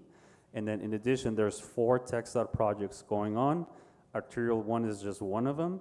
There's the Nuevo Hueco tanks expansion, which has been partially funded by TxDOT. And then we have a couple of bridges, the Bobby Bridge, the Passport Bridge, or Rio Vista Beach, and then there's some improvements in Passport Road. So those 4 projects have been ongoing for the last 3 to 4 years, and the city has been paying up front and then waiting for reimbursement from TxDOT. And in addition to having to wait from TxDOT, there's also approximately a 5% match that the city is putting out of pocket on these 4 projects. So those are not the only projects. There's a few more, but those are the largest projects in the capital improvement funds. And as we can see in this last fiscal year, 2024, we nearly depleted what was left there in that capital improvement fund. Okay, so and actually, this fund had to borrow some money from the general fund to kind of keep up with some of the expenses that we have going on in the capital improvement funds.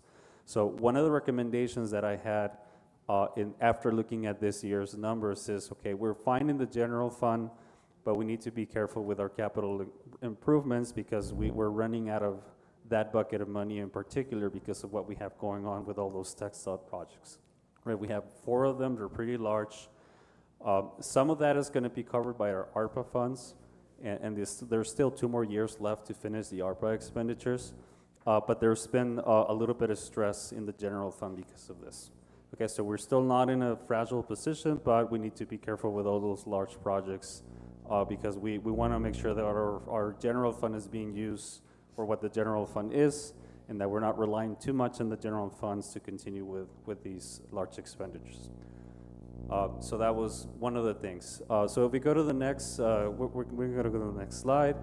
And this is just a summary of the total funds. The total funds are $30 million. So there's other buckets of money, but most of them are restricted. I mean, we have ARPA monies, and then we have some monies that are restricted for debt, and we have some monies that are restricted for the Texas water development projects, right?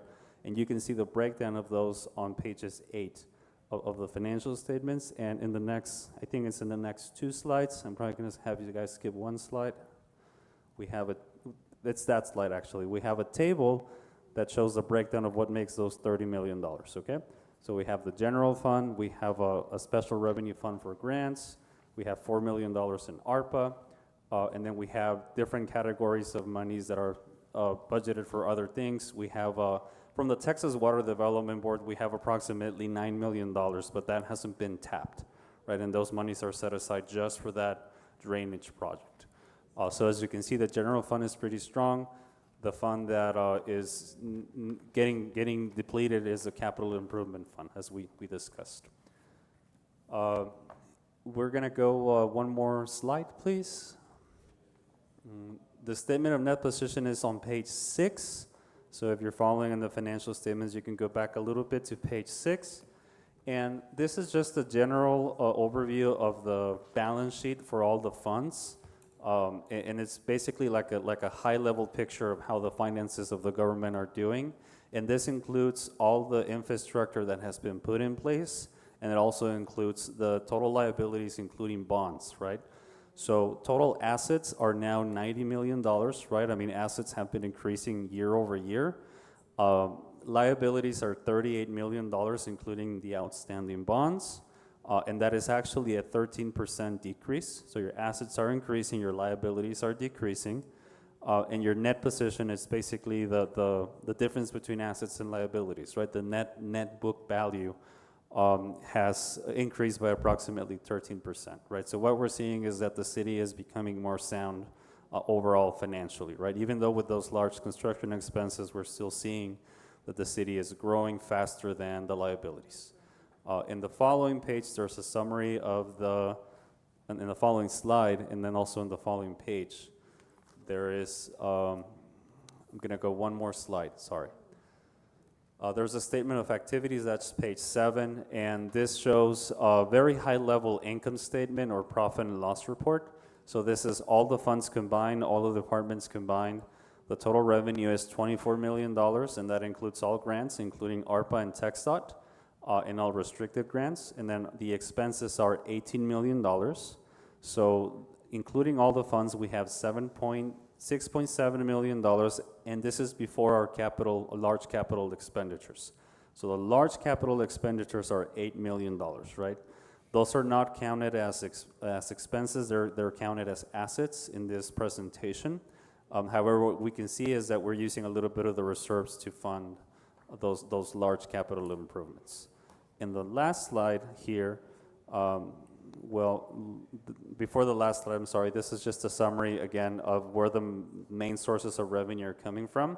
So the primary source of revenue is property taxes, and this is the property taxes that is designated for bonds and general fund. The total amount is $13 million, and that's a little bit over half of the total revenue. Total from state grants and federal grants is approximately $5 million. 45% of that is ARPA. TxDOT is approximately $1.2 million, and the rest is just a diverse amount of grants, mainly focused on police and historic restoration. Then the third largest source of revenue would be the sales taxes, right? And that's roughly 10%, has remained very comparable from year to year. Now, in the next slide, we'll see the expenses. The expenses remain consistent, so we see the largest expense typically is the police department, followed by the infrastructure, and in third place, we see the general and administrative expenses. So we did see increases in all those categories. As you saw in the budget, we're still within our budget. but we are seeing that we're spending more in 2014. In the next slide, we're going to see the 5-year trend now. It may be a little small. I'm not sure if there's a way to zoom in a little bit.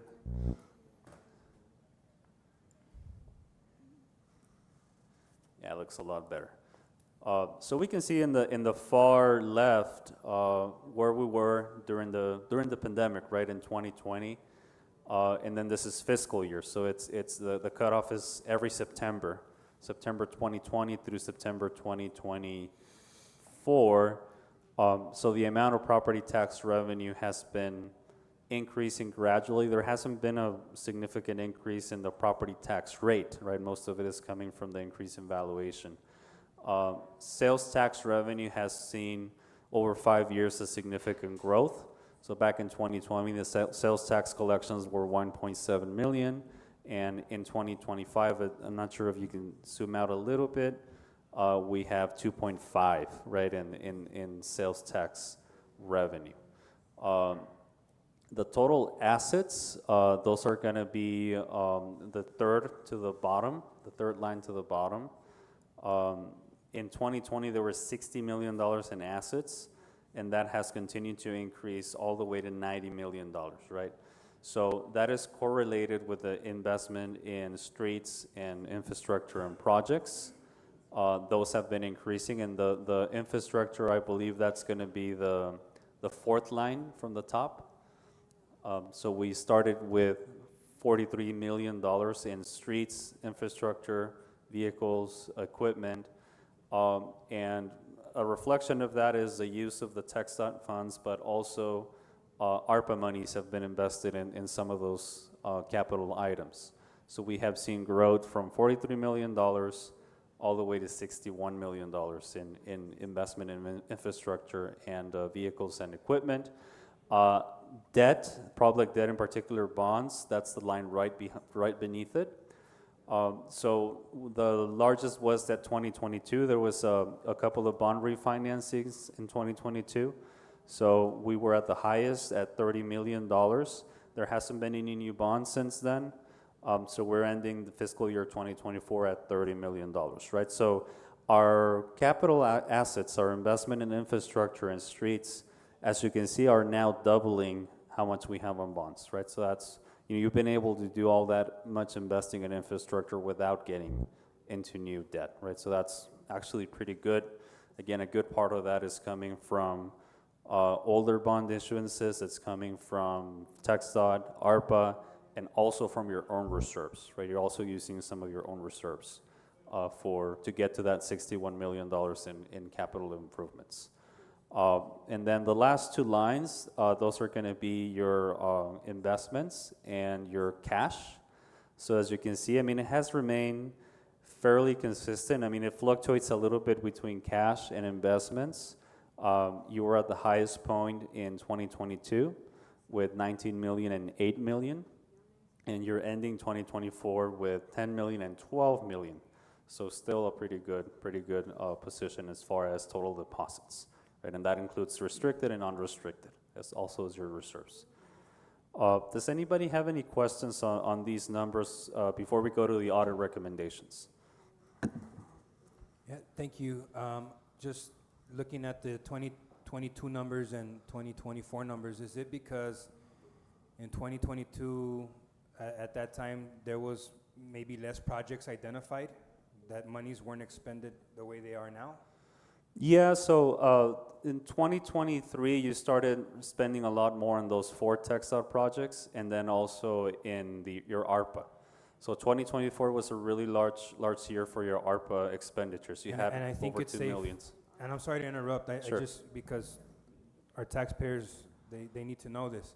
It's safe to say that there was a healthy reserve of ARPA funding still made available to the city.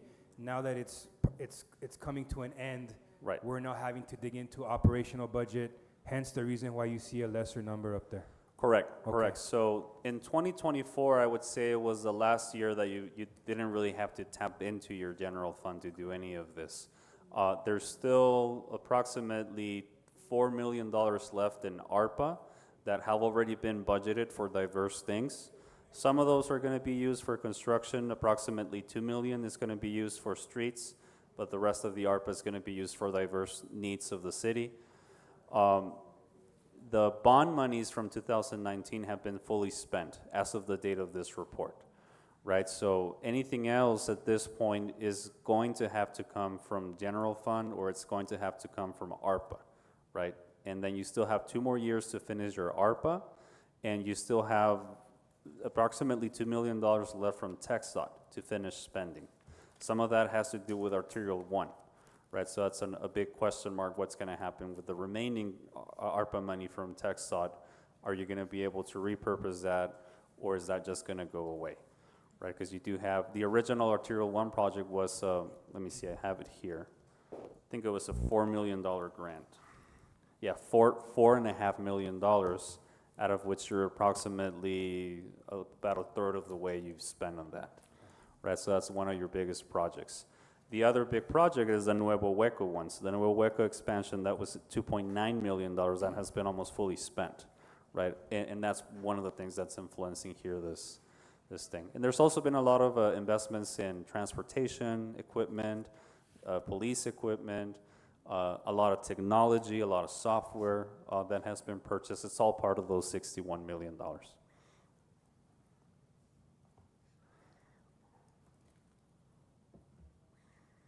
want me to zoom out or keep? We can go to the next slide if there's no more questions. Just really quick, we don't have any findings.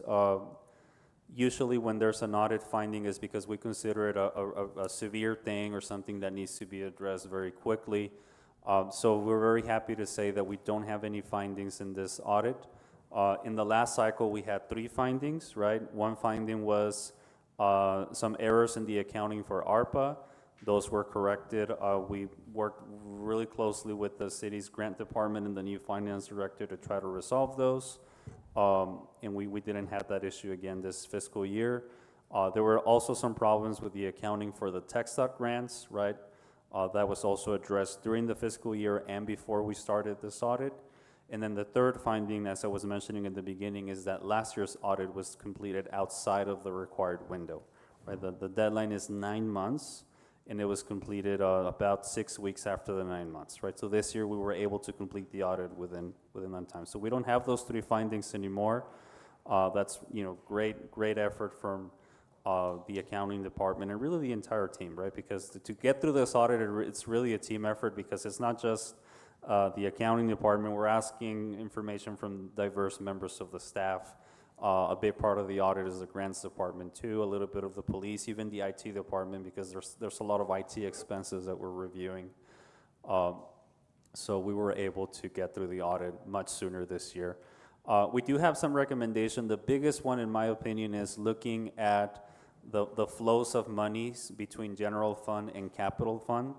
And what's happening here is that those 4 TxDOT projects, the city has to pay for them first and then wait to get reimbursed for the federal portion.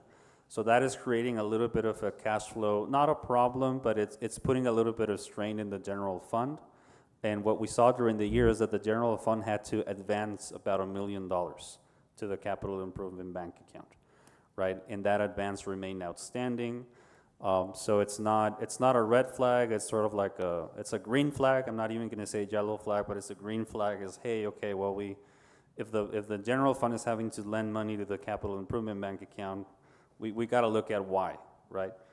So there's approximately an inter-fund borrowing of $1.2 million, and that is because TxDOT is really slow pay, right? So as TxDOT continues to reimburse us for that, it's important that the general fund gets reimbursed and we don't lose track of those inter-fund balances. And hence the need of maybe looking, okay, what's next? Is it time to go for a new bond, or we can put some projects on hold until we resolve the TxDOT questions that we have in those projects? So that's something that we discussed a little bit with the finance director and with Ms. Rodarte, and it's going to be part of your further capital analysis, I would say. Another thing is that there was one letter received from one grantor. They were asking for some information, and they wanted a corrective action to one of the findings that we had last year.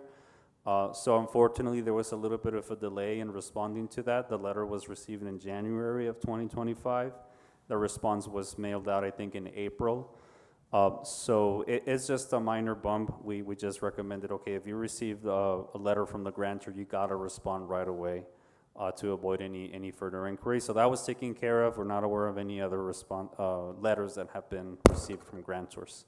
And that letter was just because we had a finding last year, they just wanted an update on what the city was doing to fix that. And that was responded again. The other recommendation has to do with ARPA monies. So with ARPA monies, there is one sub-recipient. So the city of Socorro actually has a sub-award with a nonprofit called Project Vita. So the city of Socorro is required to complete some type of monitoring for this sub-recipient. And this has remained open now for 2 years. So we do recommend, we urge the city to complete that sub-recipient monitoring and for them to be able to close that sub-recipient award before the end of the ARPA award, right? The ARPA award is gonna end in 2026. And one of the things that we saw in our risk alerts is that the federal government is gonna be selecting cities to do their own auditing, right? So in the case that you were to receive a request for audit from the US Department of Treasury on your ARPA monies, you all wanna be able to show that you will have already monitored your sub-recipient. So that's one of the things that we recommended. Again, it's not a finding yet, but it is a requirement that you complete that sub-recipient and the monitoring, and the sooner you do it, the better. And then there's one more slide on recommendations. These ones are really straightforward. The investment policy, that one has to be reviewed every year. The investment policy is a document, right, a resolution for the city that establishes the investment terms and the investments that are allowed and how much money can be put on each type of investment. So currently that policy restricts your investment in logic to only 50%, but you're actually investing 100% in logic. So the city already checked with its attorneys, and they're saying that they can invest 100%. So we're just recommending that that policy is amended so it's in agreement with your actual practices, right? And there's nothing wrong with logic. I mean, many governments invest on that. It's a fairly safe investment, I would say. The returns have been better this last 2 years, and it makes sense to be 100% invested there, but the policy still says 50%.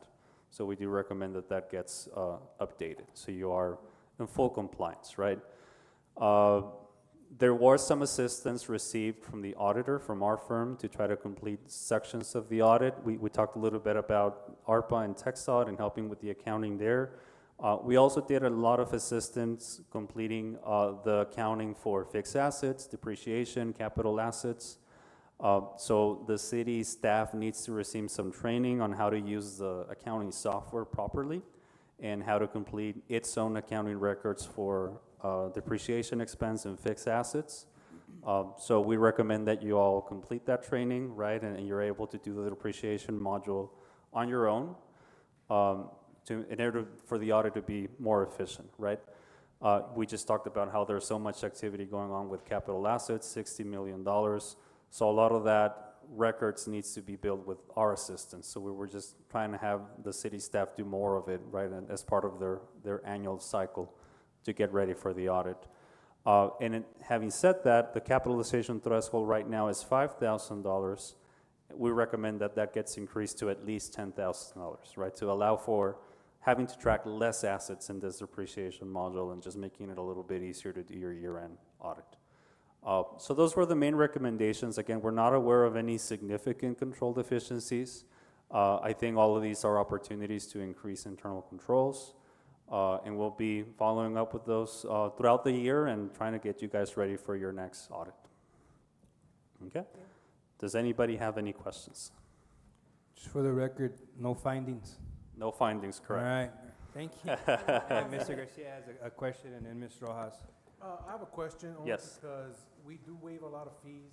What is your professional opinion on waiving fees that are for lack of words, big fees? Like because I saw the presentation said that our plan and zoning went up. Mm-hmm.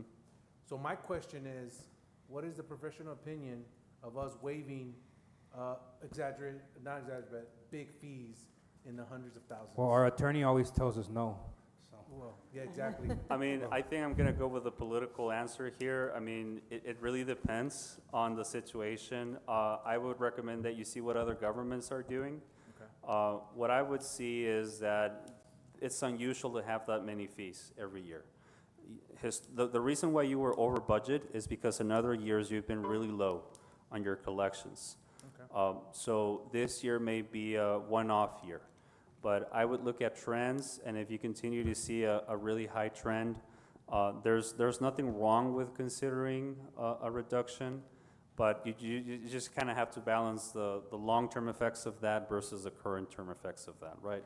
So it may be beneficial, especially if economic circumstances are not ideal, right? But in the long term, I mean, the city is just like any other economic unit, right? So it has to make sense from an economic perspective, and there's going to be periods where there's not going to be enough growth.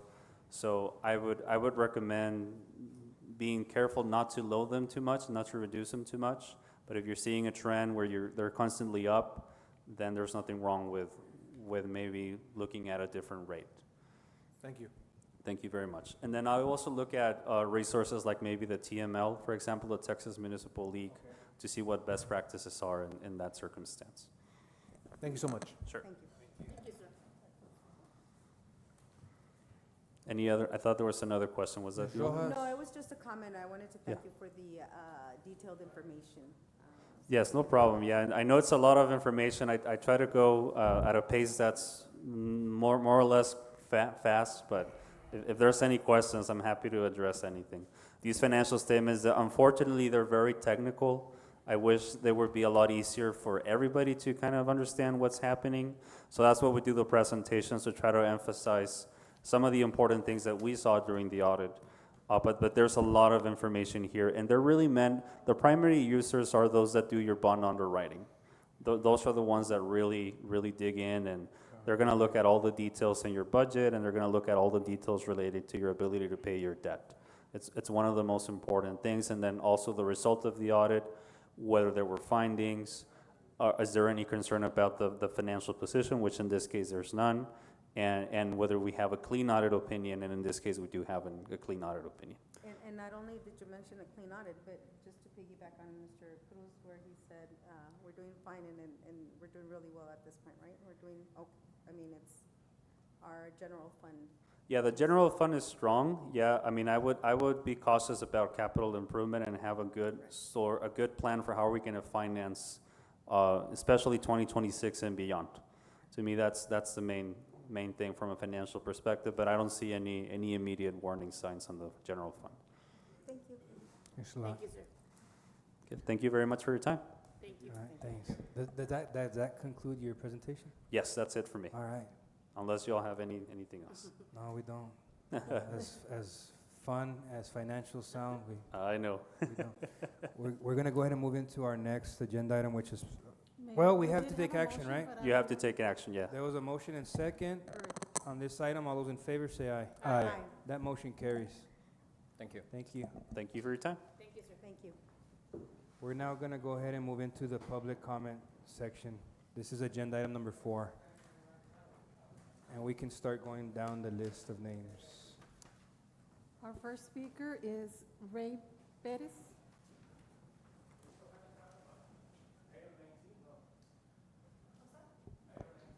Item 19 is a consent agenda item. You're Oh, signed yeah. up for public?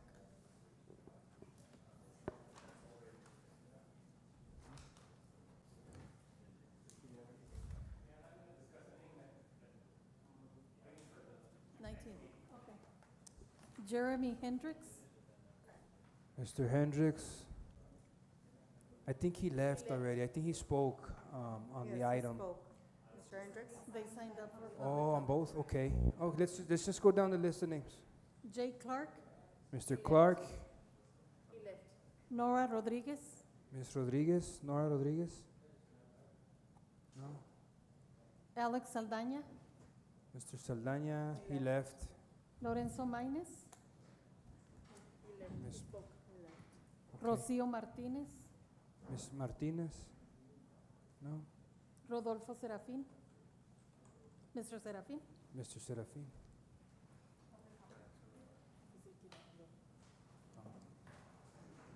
Good afternoon, City Council members. I appreciate you giving me the time. Real quick, before I begin, because this may impact my question, I'd like some clarification on line item 33, where you say you're going to take some action to discontinue Arterial 1 project. So by discontinue, what I'd like to know is that the equivalent of the no-build option? Is that the same? Because there is a no-build option for Arterial 1, and so you're saying discontinue. Is that the same thing, or is that something different? Mr. Martinez, is there any distinction between the two that binds the council and the city of Socorro to that, between saying we're going to discontinue it and voting or opting for the no-build option for the Arterial 1 project? Because that answers, if will I know what determine you're what I'm asking. saying. Mayor, may I? Sure, Mr. Martinez. Mayor and Council, Jim Martinez, City Attorney, to address the constituent's question. The answer is, if you read it carefully, it's to direct staff to research the process and implications. It's not Correct. voting to discontinue it altogether. It's just to research the correct. implications of discontinuing it and the Right. process for doing so. But by saying discontinuing, does that lead to, once the research is over, one way or the other, is that leading to a no build, being proposal? No. No. No, So- the answer, this would require, my interpretation of that is that it's asking council, it's asking the staff to research it and come back to council with responsive information about what the implication and process would be, and council can still take action at that time. We'll take action at that time. Okay, and at that time, is that going to be put to open vote, depending on what it comes back? Is that going to be open for the public to? If, again, Mayor, may I?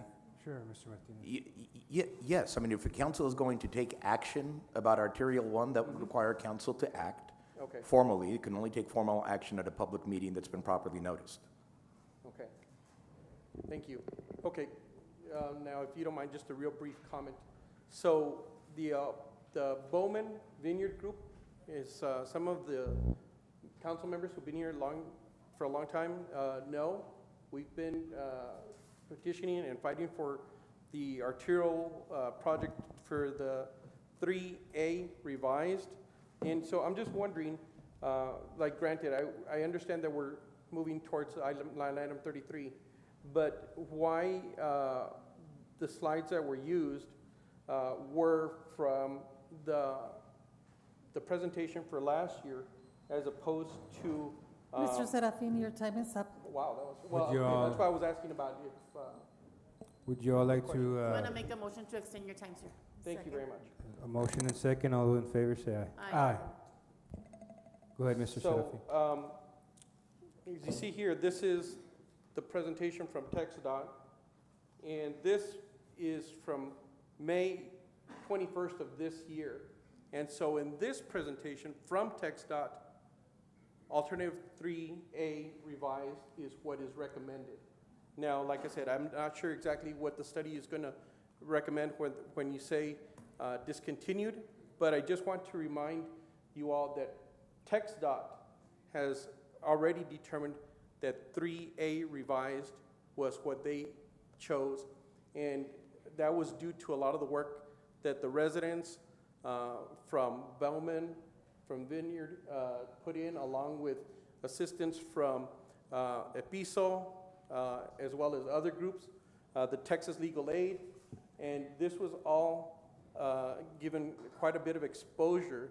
You know, it came out on Univision, it came out on Telemundo, KFOX, KVIA, El Paso Matters. So I just want to remind you all that a lot of money was already spent on the study, and it's work that, like I said, the residents already put in to get that, to make their opinions known. get their feelings known. And I realize that the residents from Anderson have their feelings, and that's wonderful. I think they're entitled to it. But I want to clarify that during the 3 years that we've been fighting this, only Mayor Cruz met with us, with their group, one time to hear the concerns for the residents of Bowman and Vineyard. Only Mayor Cruz met with us.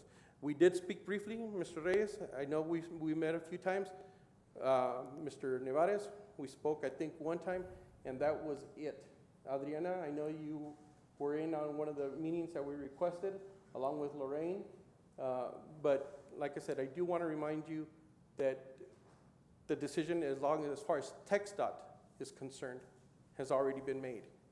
So if we go with a no-build option, well, I know 1.1 million or 1.2 million has already been spent from federal funds, which was presented to Representative Escobar, and there's already been money spent. So if we go with a no-build option or discontinuation, whichever terminology you want to use, I want to ensure, or at least make sure that the project, if we go for a no-build option, that if the project is killed, it's not gonna get restarted all over again, because that's money that the city of Socorro is gonna need to spend to restart the whole project all over again.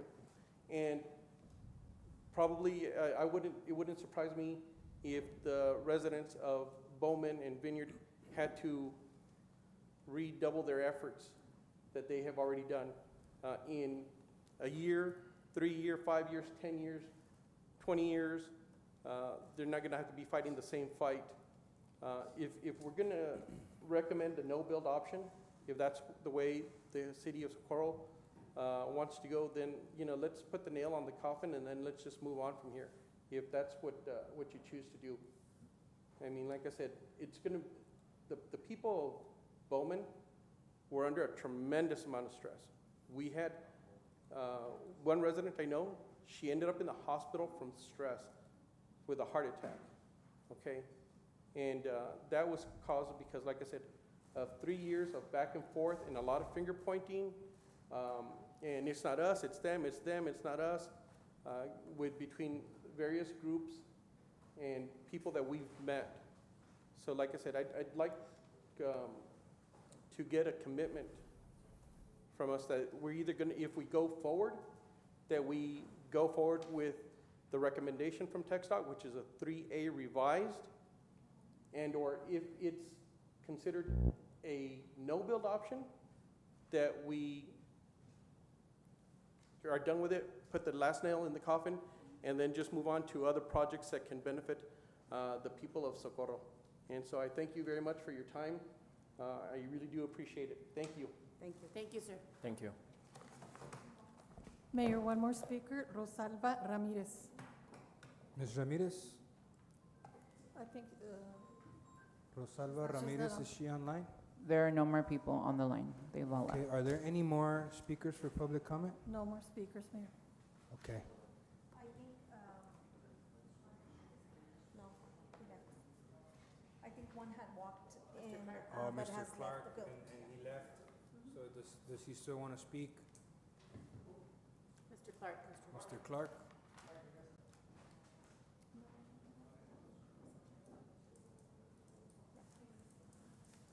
Jay Clark. Spoke my piece. Okay, Looking forward to something better, and I was probably on the wrong agenda item. thank you. Thank you, sir. Thank you. That's it, Mayor. Okay, as there are no more speakers for public comment, would anyone like to entertain a motion to a quick recess? Motion to recess? A motion and second to recess. All those in favor say aye. Aye. Okay, this council's gonna take a quick recess. That was public comment, man. Yeah.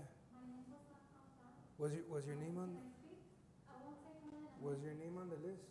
She's not on the list. She's not on the list? Did Do we, you want to suspend the rules? yeah, okay, guys, so now we're gonna suspend the rules. Ma'am, your name? Azulema Reina. No? Okay, would you like to entertain a motion to suspend the rules to allow for Ms. Reyna to speak, to amend the? I motion to suspend the rules. Second. All those in favor say aye. Aye. Okay, we have one more speaker for public comment. Ma'am? No, can you, just because there's folks online and they can't hear us when we don't speak, oh, it's gonna be a lot longer right now once you all leave. Well, I want to say a couple of things. Number one, on June 11th, we had a meeting here. I'm speaking about the residents on Sylvia Court, and I don't think some of the residents from Anderson were here.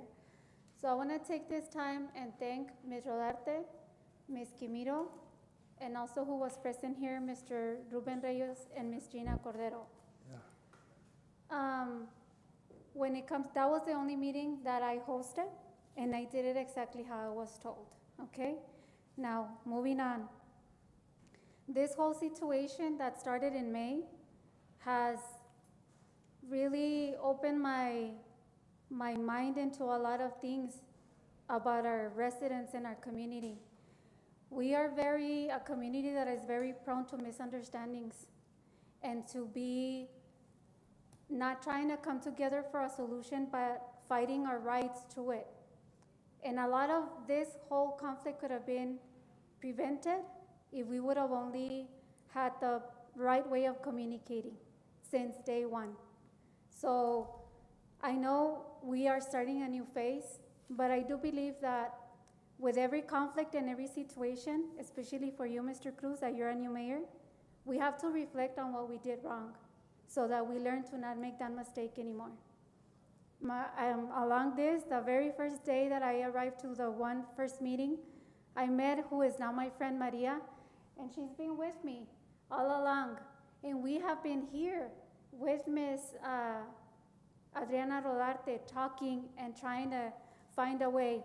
We have a chat on WhatsApp, well, she does, and my husband, and it's a nonstop situation where one thing leads to another, confusion, more confusion, half truth, half lie, a complete lie, things like that. That's why I want to tell you something as council. It is very, very important to find a way for each one of the residents so that you're able to connect with them.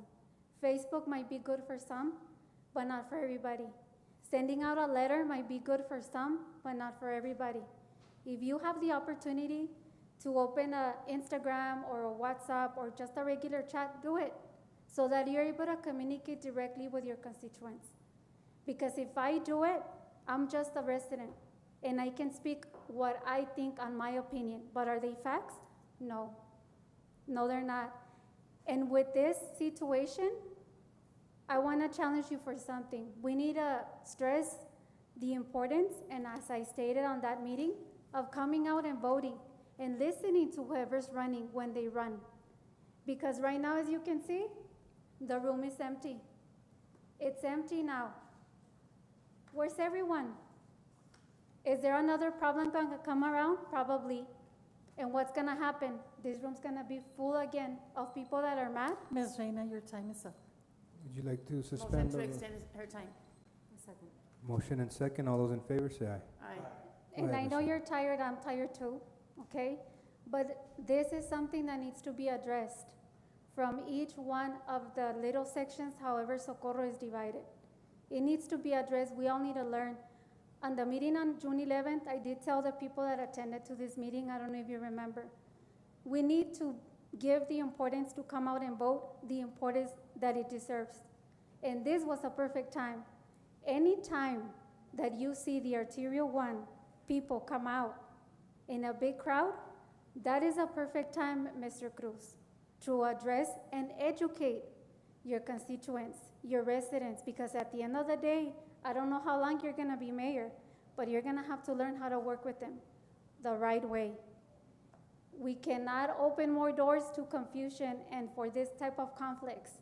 Solutions need to come up, and if there's a misunderstanding, and if we misinform someone, we are all humans. We all make mistakes. There's nothing wrong with acknowledging, you know what? I said it wrong. You know what? It wasn't like that. It turns out I was wrong. I heard it wrong. I understood it wrong. fighting one-on-one and trying to kill a gossip, it's just gonna drain you. And believe me, gossip is never gonna stop. It's not. So don't fall for that. There's still some of us, such as my brother and me, and Miss Maria and my husband, that we clearly know exactly what happened. We knew exactly that on that meeting on June 21, you guys were not gonna show up. We knew exactly, and we did address it to the appropriate people to move it to the city. If they refuse to, well, that's their decision. But you should not be held accountable for something that we already knew about before then, okay? So thank you for letting me speak, and I will have to leave now because I am tired and I have my babies at home. But thank you, and I wish you the best. We will remain in contact, and one more thing, for the people that were on the chat group, if there's still anybody here in this room, my brother and I have come to a conclusion that residents need to try and come and find out solutions directly here at the city. So that's what's gonna happen now. We're not gonna allow this whole gossip situation get more out of hand. If anybody needs answers, please answer your cell phone if they call you. I know Ms. Cordero has when I have called her, Ms. Rodarte has when I have called her, and Mayor Cruz has when I have called him. For the other people, I don't know, I've never called you, but I have heard that some constituents do call and you don't answer back. I have heard it. It's not a fact, okay? But please do pick up the phone and call back to your constituents so that we cannot face this situation anymore. I believe in something positive moving forward, and hopefully we can make the best decision, not just for us, but for our city, because we all live here. Yeah, thank you. Thank you for your comments. And we don't want for our community to ever feel como la novia de rancho. Are there any more speakers? No more speakers, ma'am. No? Okay, as there are no more speakers for public comment, would anyone like to? Make a motion to adjourn? No. No, to recess? We're not there To yet. recess, I'm sorry. There's been a motion Second. and a second to recess. It's 8:22 p.m. We're going into recess for a few moments and we'll be right back.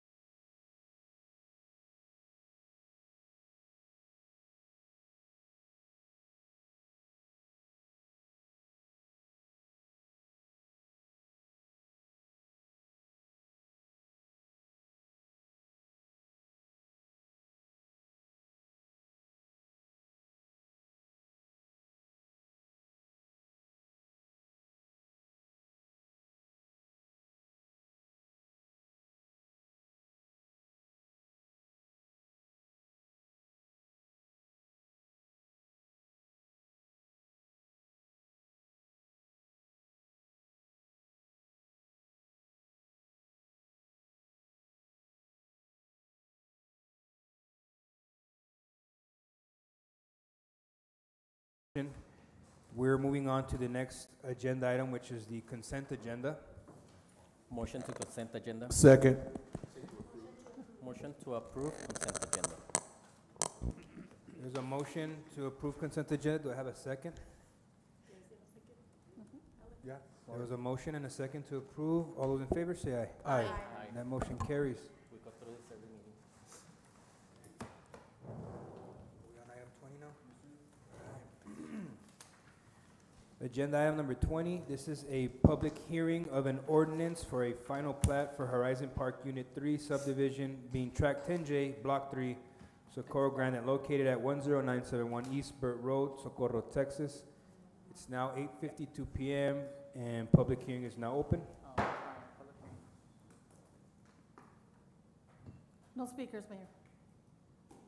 As there are no speakers for agenda item number 20, the public hearing is now closed at 8:53 p.m. Agenda item number 21, this is a second reading and adoption of an ordinance for a final plat for Horizon Park Unit 3 subdivision being Track 10J, Block 3, Socorro Grant, and located at 10971 East Burt Road, Socorro, Texas. Motion to approve. Thank you, Mayor and Council. Lorene Quimito, City Planner. Item 21 for your consideration is a final plat for Horizon Park Unit 3. This property is located at 10971 East Burt Road. Property owner is Bowling Brothers Development Company, LLC, and their representative is Enrique Escobar. The property is a little over 5 acres in size, zoned medium density residential, and the current land use is residential agricultural. The request is for approval of the final plat for Horizon Park Unit 3. Staff recommends approval of the final plat request. The Planning and Zoning Commission voted for approval. 3 yes, 0 no, 1 abstain at their June 3rd meeting. The property is located on Burt Road, just south of Horizon Boulevard and Burt Road. The zoning is R2, medium density residential, and it is surrounded by other residential zoning districts, R1, single family, R2, and an R3, and agricultural zoning properties as well. These are photographs taken of the property from Burt Road. And the top photograph shows an existing home, and on the bottom photograph you can see the agricultural land. The aerial also shows some of the agricultural uses and the single-family home. The surrounding vacant lots, agricultural residences can also be seen in the aerial. And this is the final plat for Horizon Park Unit 3. They are proposing, I believe it's 18 residential lots, and this plat would connect to the existing Horizon Park Unit 2, that is Unit 1, replat A, that is currently under development. With that, staff can answer any questions, and I believe that the representative, Jorge Escarate, is on the line as well to answer any questions that you may have. Do any members of council have any questions? Like to discuss further on this item? No questions. Okay. There was a motion and second on this item. All those in favor say aye. Aye. That motion carries. Agenda item number 22. This is a public hearing of an ordinance for the amendment to the City of Socorro's master plan and rezoning of tract 4D15, Block 3, Socorro Grant, located at 10732 Horn Circle, Socorro, Texas, from R1 Single Family Residential to C2 General Commercial with a conditional use permit and a variance request from Section 46-631 Off-Street Parking Requirements 15 to allow a reduction in parking space requirements of 1 space per 800 square feet of net leasable area instead of the 1 space per 200 square feet requirement to allow for a fabrication shop. It is 8:56 p.m. Public hearing is now open. No speakers, Mayor. As there are no speakers, we're closing the public hearing comment at 8:57 p.m.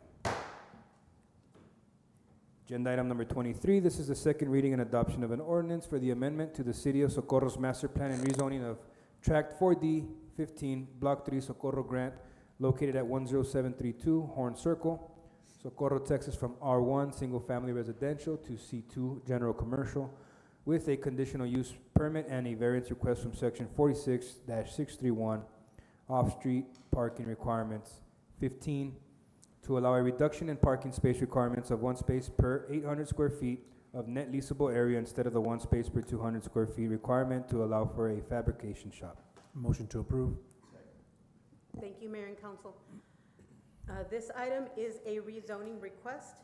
They are currently zoned R1 Single Family Residential. The property owner is Gilberto Aranda and Jerónimo Luevanos. The representative, Gilberto Aranda. The property is 2 acres in size, and currently the land use is commercial. The future land use map designates the area as rural residential, and staff recommends approval of the rezoning request, the conditional use permit request, and the variance. Planning and Zoning Commission voted for approval of the 3 requests at their June 3rd meeting. The property is located at the corner of Lark Road and Horn. The zoning is R1. The property to the rear is C1. And to the sides, they have C2 commercial uses, zoning, and residential across the street at Horn Circle. So the area for the request is outlined in blue, again, R1. And the next slide is our photographs taken of the property. And some of these are temporary structures and the operations that alerted staff to the problems were cleaned up. They did receive a notice of violation. They were operating already. They were unaware of the zoning and are trying to correct it. They would like to expand the operation, build a physical brick and mortar building, and expand their current operations. The next photograph is the aerial photograph showing the commercial along Horizon Boulevard at the bottom of the aerial, North Loop on the left side of the aerial, and then the vacant land surrounding it to the north and side, and the mix of residential across Horn Circle. This is the future land use map. It had designated the area as rural estate, but just as development's occurring, it does not look like that is going to be the direction that this area will move toward. Public notice was sent to property owners within 200 feet of the applicant's property. No notifications were received either in support or against the request. The next slide shows the site plan where they are proposing to put the new building, the parking at the corner of, again, Horn Circle and Lark. With that, staff can answer any questions. Again, well, before that, a summary. The request is for approval of a rezoning of a property from R1 to C2 with a conditional use permit to allow for a fabrication shop and a variance request for the parking. They do only fabricate goods there. They do not really take customers, so that was the reason for the request for the reduction in parking. Again, with that, staff can answer any questions. Do members of council have any questions or would like to discuss further? What falls under fabrication? What is it that they do? They make parts for apartment buildings, stairwells, railings. They bring in the materials, fabricate, and then take them to the location. Metal fabrication? Metal fabrication. And I have a question on the off-street parking requirements? What does that entail? They are required 15, one space per 800 square feet of net leasable area. Is what, I'm sorry, that's what they are that is what they are required, and they're asking for one per I got that wrong. They are required one per 200 square feet, and they are asking for one per 800, so that they can go ahead and just put in 15. They feel like that's enough for the employees, because it is, again, they don't receive customers, people don't come to look at any products. It is really just the employees that park there. It's kind of similar to like the logistics park, when these big buildings go up, only like 10 people occupy them while the operation is running. So there's no need to outfit the design with 100 parking spaces when only 10 or 15 get used up. And I guess that's the variance. Yeah, and if that should change in the future, the building isn't very large, the lot is very large. In the future, if the land use changes, they can accommodate additional parking with the undeveloped area. Okay, thank you. Any other questions or discussion? Okay, there was a motion and second on this item. All those in favor say aye. Aye. Aye. That motion carries. Agenda item number 24. This is a public hearing of an ordinance for the proposed amendment to the City of Socorro's master plan and rezoning of Tract 1, 10-1. Is that a 1, Ms. Kimiro? Aye. Is an I? 10I. Block 3, Socorro Grant, located at the intersection of East Burt Road and Range War Court, Socorro, Texas, from R1 single-family residential to R2 medium-density residential, to allow for the development of single-family residential lots on a vacant, undeveloped property. It is now 9:04 p.m. Public hearing is now open. No speakers, Mayor. As there are no speakers, it's still 9:04 p.m. and public hearing is closed. Agenda item number 25. This is second reading and adoption of an ordinance for the amendment to the City of Socorro's master plan and rezoning of Tract 10I, Block 3, Socorro Grant, located at the intersection of East Burt Road and Range War Court, Socorro, Texas, from R1 single-family residential to R2 medium-density residential, to allow for the development of single-family residential lots on a vacant, undeveloped property. Motion to approve. Second. Thank you, Mayor and Council. The next item is also a rezoning request. This rezoning request is for a property on Burt Road, 10974 East Burt Road. The property owner is Bowling Brothers Development Company, LLC. Their representative is Enrique Escobar. The property is just short of 3.5 acres. It is currently vacant, and the future land use map designates the area as rural residential. The request is for approval of a rezoning from R1 to R2, single-family residential, to medium-density residential, to allow for the development of a single-family residential development. As staff recommends approval of the request, the Planning and Zoning Commission voted for approval, 3 yes and 1 abstain.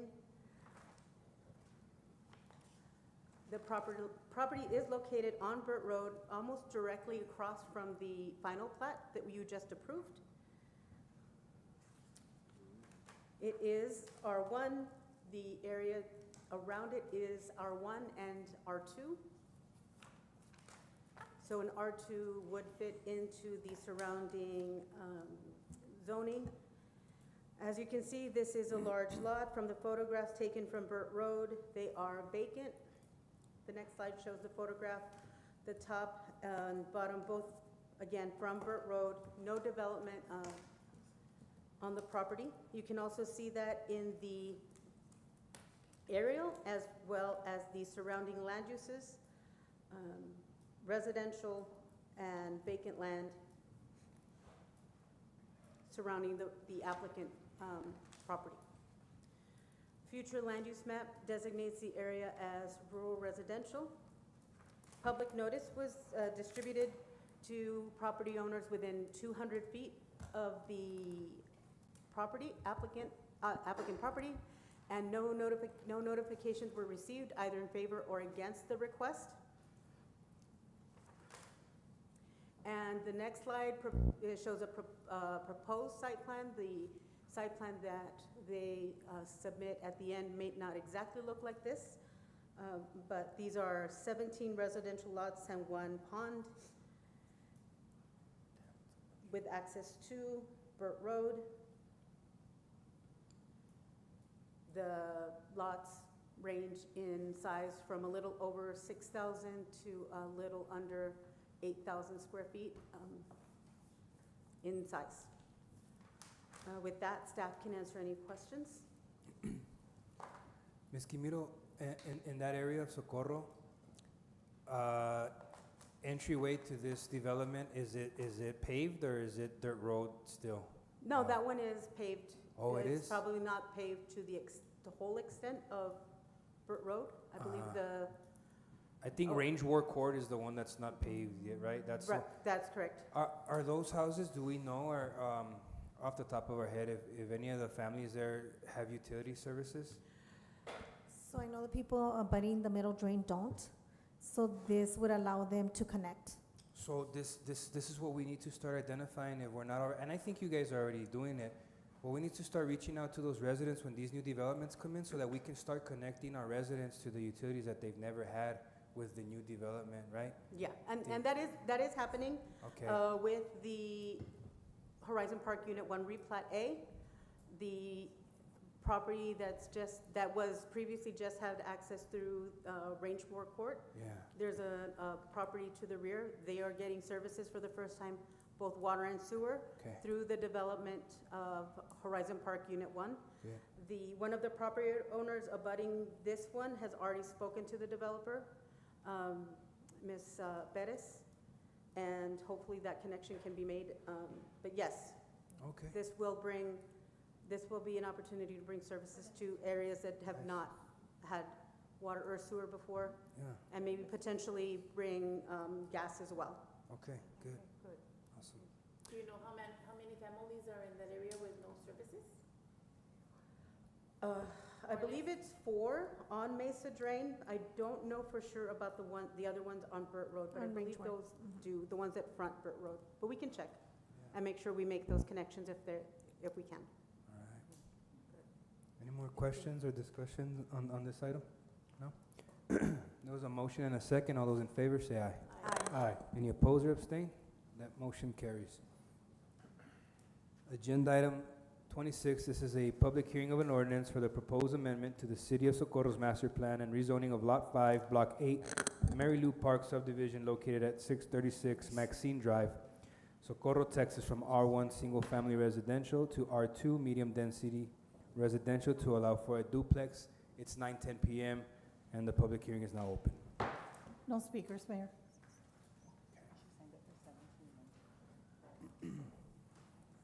As there are no speakers, we close public hearing at 9:10 p.m. Agenda item number 27, this is the second reading and adoption of an ordinance for the proposed amendment to the City of Socorro's master plan and rezoning of Lot 5, Block 8, Mary Lou Park subdivision located at 636 Maxine Drive, Socorro, Texas, from R1 single-family residential to R2 medium-density residential to allow for a duplex. Motion to approve. Second. Thank you, Mayor and Council. Your next item is another rezoning request. This is for an area close to the one you previously looked at. This is 636 Maxine Drive, Lot 5, Block 8 of Mary Lou Park. The property owner is Humberto and Delia Munoz. The property is just under 10,000 square feet and currently zoned R1. It is vacant, and the future land use map for the City of Socorro designates the area as suburban residential. In summary, the request is for a rezoning of a property from single-family residential to medium-density residential to allow for a duplex. Staff recommends approval of the rezoning request. The Planning and Zoning Commission voted for approval at their June 3rd meeting unanimously, with 4 members present. This property is located close to the intersection of Maxine Drive and Delilah Avenue. The adjacent properties are R1 and R2. R2 is the light orange, yellow is R1, single-family residential, and the R3 is medium, high-density residential. The photographs don't show the actual property as there's a tall fence, but the aerial does show some storage, as I believe the owners of this property are the owners, the same owners as the property on the corner. So they will be adding, they would like to add a duplex to this lot. The next map shows the future land use map. Again, single-family residential. The next slide shows the original Mary Lou Park subdivision, which was recorded in 1971. It currently has 94 R1 lots, 3 R2 lots, and 1 R3 lot. They also have 4 C1 and 12 C2 lots that front either North Loop or Horizon Boulevard, and 6 vacant lots. The next slide shows the property owners that were notified of the zoning request. No responses were received either in support or against the request by the Planning and Zoning Office. And the next slide shows the site plan for the duplex with access on Maxine. The next slide shows the floor plan for the 2 units. Unit A being 1,395 square feet and Unit B being 1,393 square feet. 3 bedrooms, kitchen, 2 baths for both units. With that, staff can answer any questions. Any questions or further discussion on this item? What was the staff recommendation? Approval? The big apartments. Duplexes. So is it 10,000 square foot Lot, lot? just under. Any other questions? Okay. There was a motion and second. All those in favor say aye. Aye. That motion carries. Moving on to the Grants Department. This is agenda item number 28. This is discussion and action to authorize an updated Chapter 380 Economic Development Incentives Policy for the City of Socorro. Motion to approve. Second.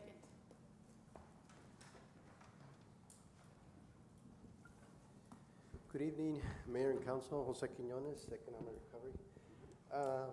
We are doing today is presenting to you a new Chapter 380 incentive policy. This is a total new policy. What we did, do we have the PowerPoint up?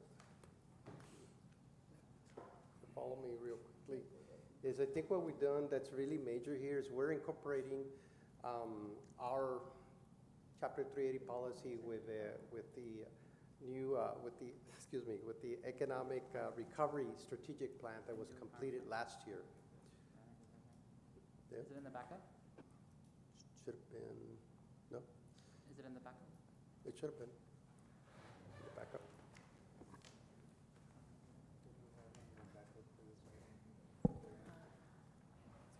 Nope. Yeah, there is. What page is it? It's page 378. Page 378.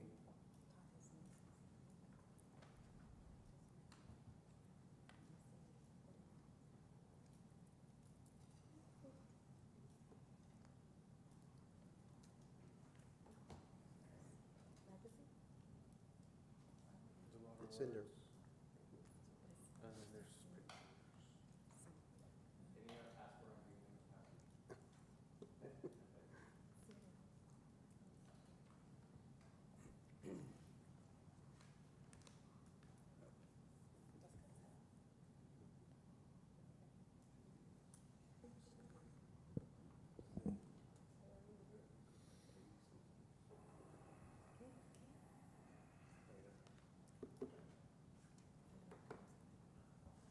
Mr. Reyes, can you please take a seat? I'll make a motion to stand up. Right after. I was helping Victor. So there's a PowerPoint right after this. Understand it.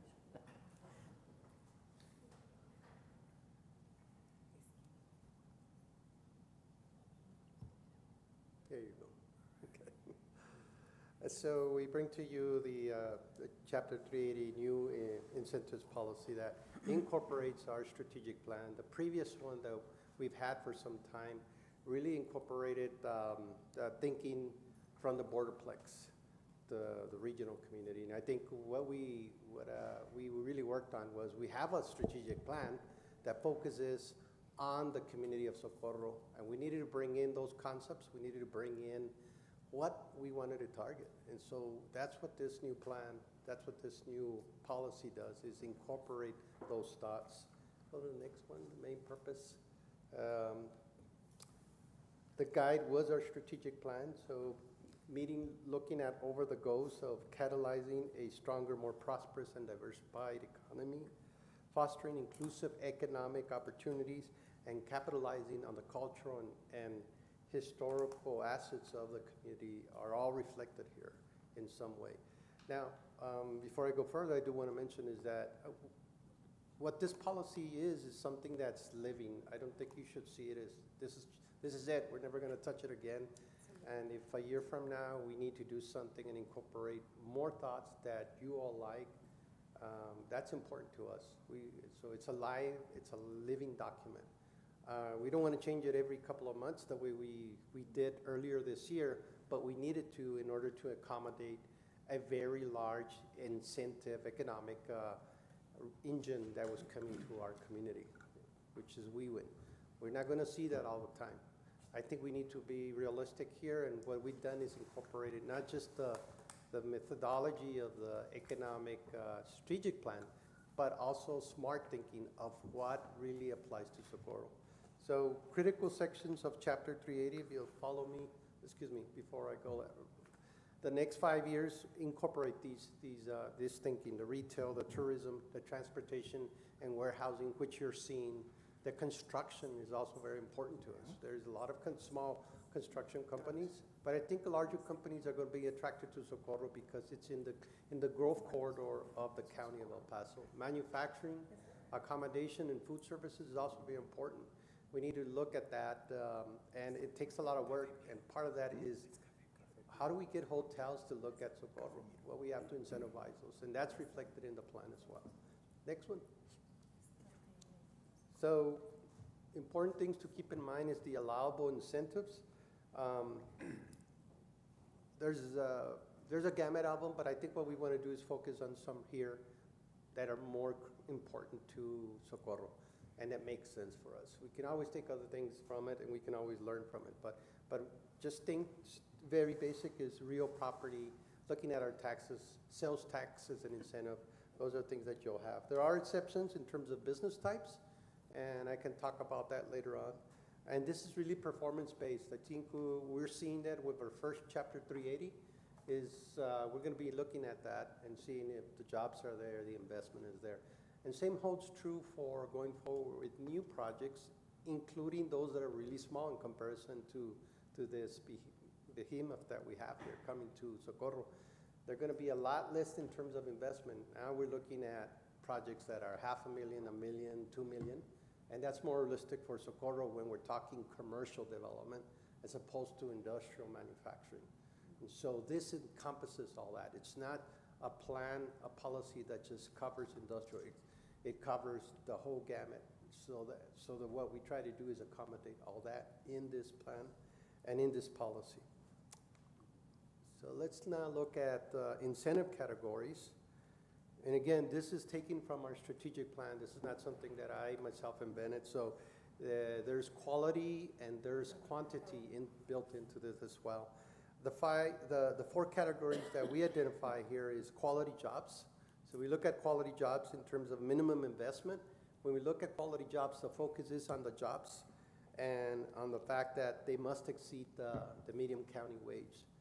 Now, the median county wage is not something that's static, that tends to go up a little bit every year. So we'll monitor that. The incentive amounts, 50 to 75% in terms of tax rebates. Okay, so here we're talking property tax rebates.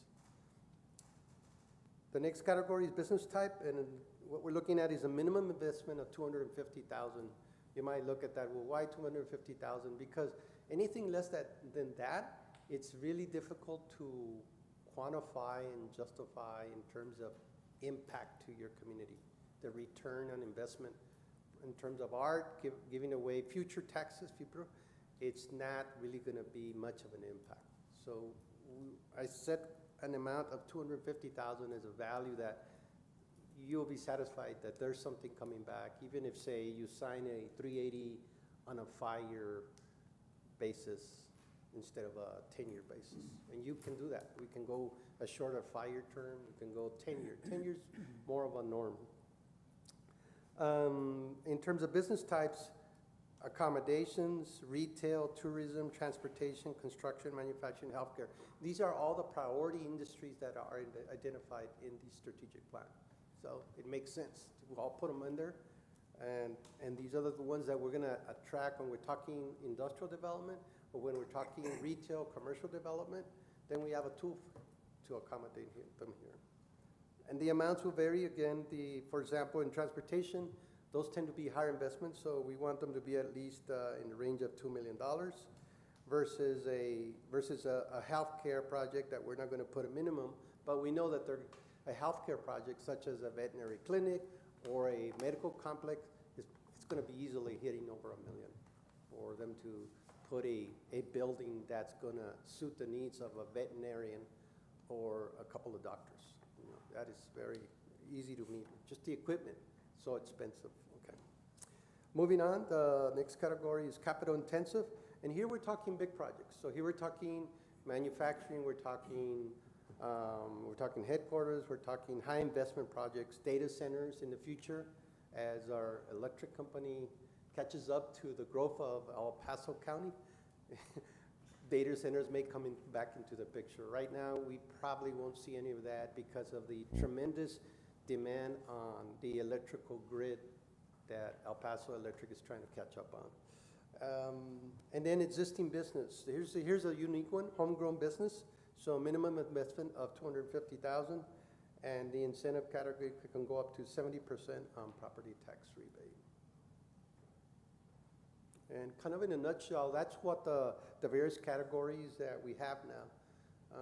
If you see something that you feel that's important to us, we're here to take your feedback, and glad to discuss it with management and all our other partners so we can decide if that's something that we need to do short term. You know, there's a lot of things you can do, but I think given that that it's something we want to put out there, we've got an area that's ready to go, the Nuevo Hueco Thanks Corridor.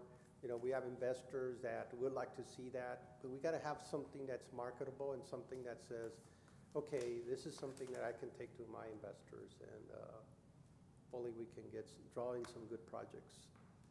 Any questions?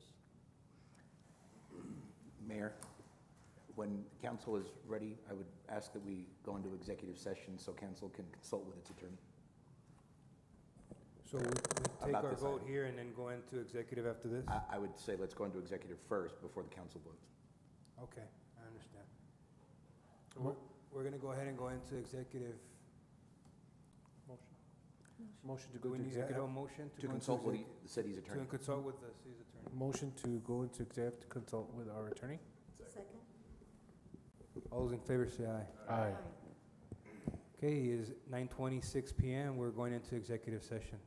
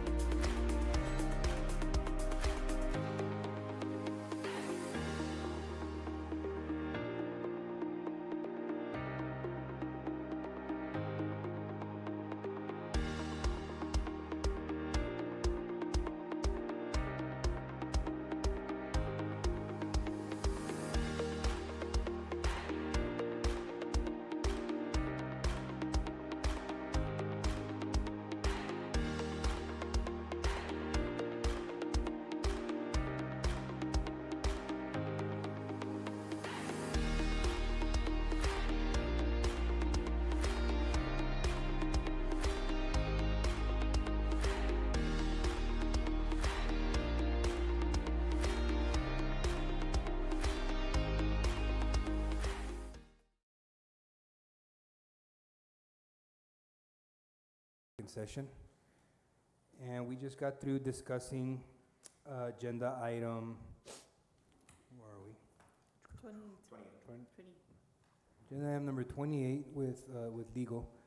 And I believe, Mr. Quinones, was your presentation over, or was there anything else that you Yes. needed to cover?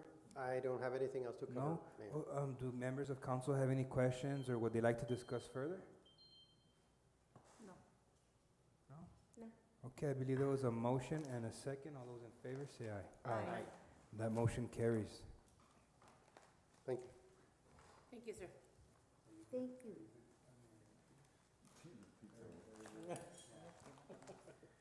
Okay, we're moving on to agenda item number 29. This is discussion and action to authorize the mayor to sign an interlocal agreement with the Camino Real Regional Mobility Authority to allow for the development of the Nuevo Hueco Tanks Boulevard Extension Project. The interlocal agreement includes work authorization number 70. This is to cover the right-of-way acquisitions in the amount of $915,000, $702.95 of Transportation Reinvestment Zone Number 2 funds on behalf of the city of Socorro. Motion to approve. Second. Thank you, Mayor and Council. The next item is a interlocal agreement with the Camino Real Regional Mobility Authority. This is for a continuation of the Nuevo Hueco Tanks Extension Project. Thank you. On the screen up on top is the extent of the project. So this is a new road from North Loop to Alameda. It is approximately 1.15 miles in length. The city of Socorro went into an agreement with the CRRMA to create, so that they could manage the funds the city would be receiving from, and then we can go to the next slide, the TRZ. So these funds that are being captured by the Transportation Reinvestment Zone Number 2 are to be used for the construction design construction of this next phase of the Nuevo Hueco Tanks Boulevard. The agreement before you is the next phase. We are not ready to jump into it completely, as we still need environmental clearance from TxDOT. The engineers have submitted the last of the remaining environmental documents that were being requested. The archaeological study was complete. They did not find anything. They're just pending the formal report to be submitted to TxDOT Environmental. There is work that the consultant can do in the meantime while we prepare for the right-of-way acquisition. So this segment of the right-of-way acquisition is just for the acquisition services, and those include appraisal review, title, survey, and acquisition services, such as submittal of offer letters, negotiations of final purchase amounts. It doesn't include the appraisal amounts that will be paid to the property owners for their properties. These are 22 parcels, and those include 3 non-residential relocations and 2 personal relocations.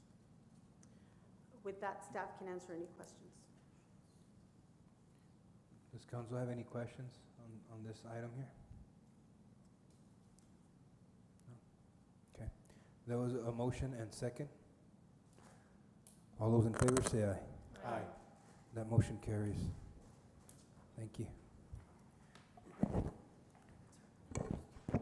Agenda item number 30.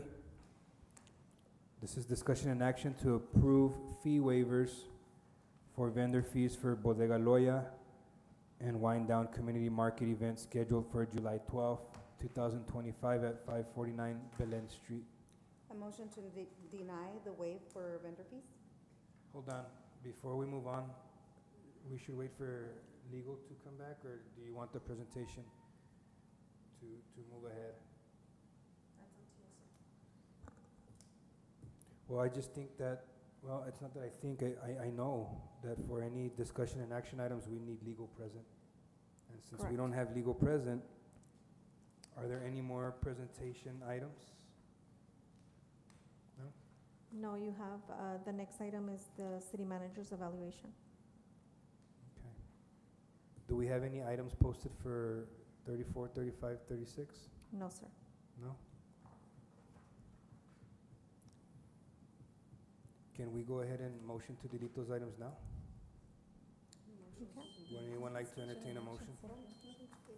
Motion, we haven't done anything else. Motion to delete items 34, 35, and 36.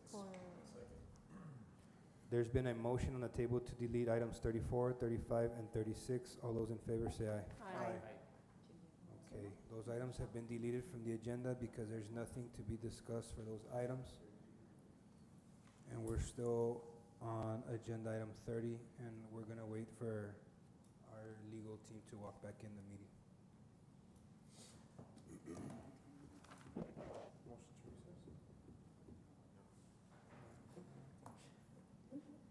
to recess. Is that your alarm, your bedtime alarm?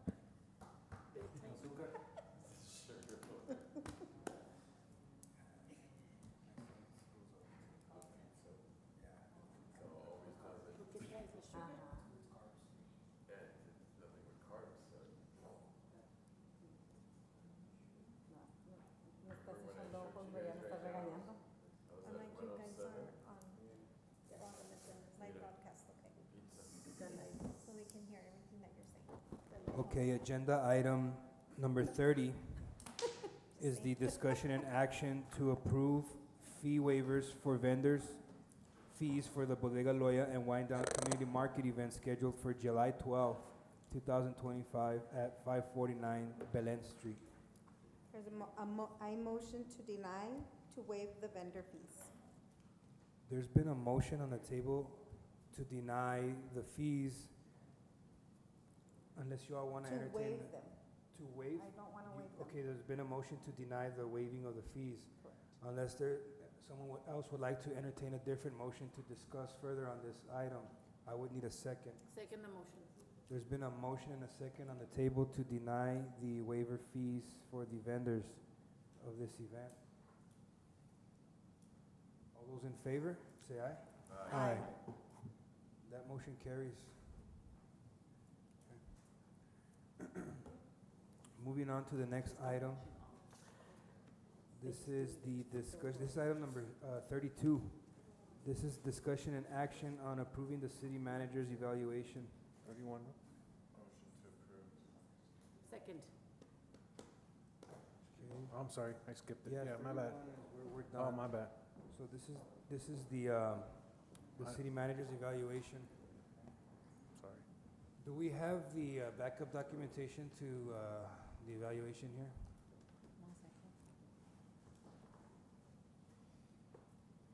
And just to remind everyone, I believe when I first got voted in, we had discussed that we were going to evaluate the city manager biannually, and that's what we're doing.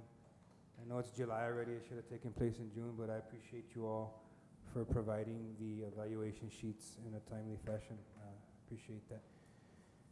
Ms. Rodarte, since this is your evaluation, would you like to see the evaluations being presented here on the screen, or would you like us to discuss here and talk about the evaluations? Yes, like, You want them displayed? no, it's up to you all. I don't mind. Either way, I have them here. Okay. I have. She read them I already. have the backup. Or are you asking if you all want to go into executive? Yeah, if you all want it to be spoken in the open, or you all want to go into executive for the evaluation? Mayor, may I? Yeah, sure. The default law, the law requires that it be done in open session. Okay. Unless, the one exception is if the employee requests that it be done in closed session. So the default is open. So I did the correct thing by asking her. Do you want to go into executive? No, I don't. Okay.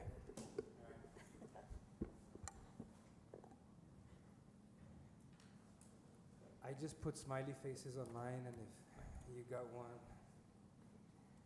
So we'll start with the first evaluation here. I can't see, can you make it a little bit bigger there, Esteban? this is mine. This is my evaluation for the city manager. As you see, we've changed it from how it used to look. I think this is a better evaluation scoring guide, and it's been broken down into different sections here. You'll notice that the evaluation scoring guide will show the rating, 5 being excellent, 1 being unsatisfactory. And then you'll see the description of the rating, 5 being exceeds the expectations, and 1 being rarely meets expectations or goals. Section 1 will talk about leadership and governance. You'll see that I've graded her at a 5 all the way down. You'll look at section number 2, financial management. I believe that she shows strengths there as far as the clear financial reports to council and seeking or managing the grant opportunities and capital funding.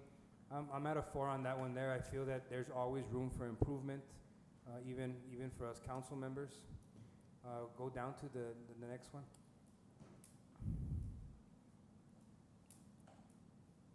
Mayor, if I may. I think it's gonna take us a lot of time going through each one of them. I would maybe recommend for each one of the council members to maybe say a comment, question, concern.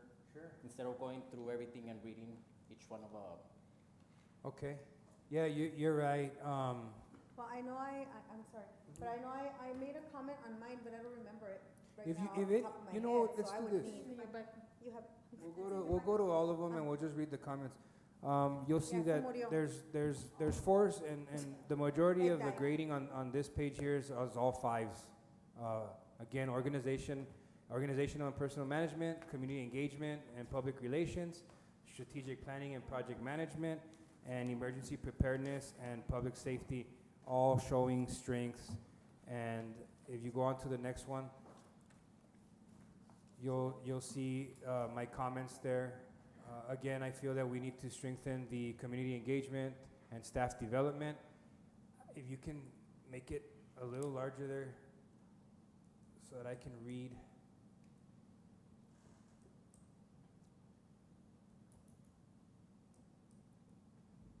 As you can see, I've commented on Ms. Solarte's performance as she displays high levels of experience or expertise, in municipal government code and government policy. She also demonstrates diplomacy and the ability to build trust among our residents. We saw that here today with our community members.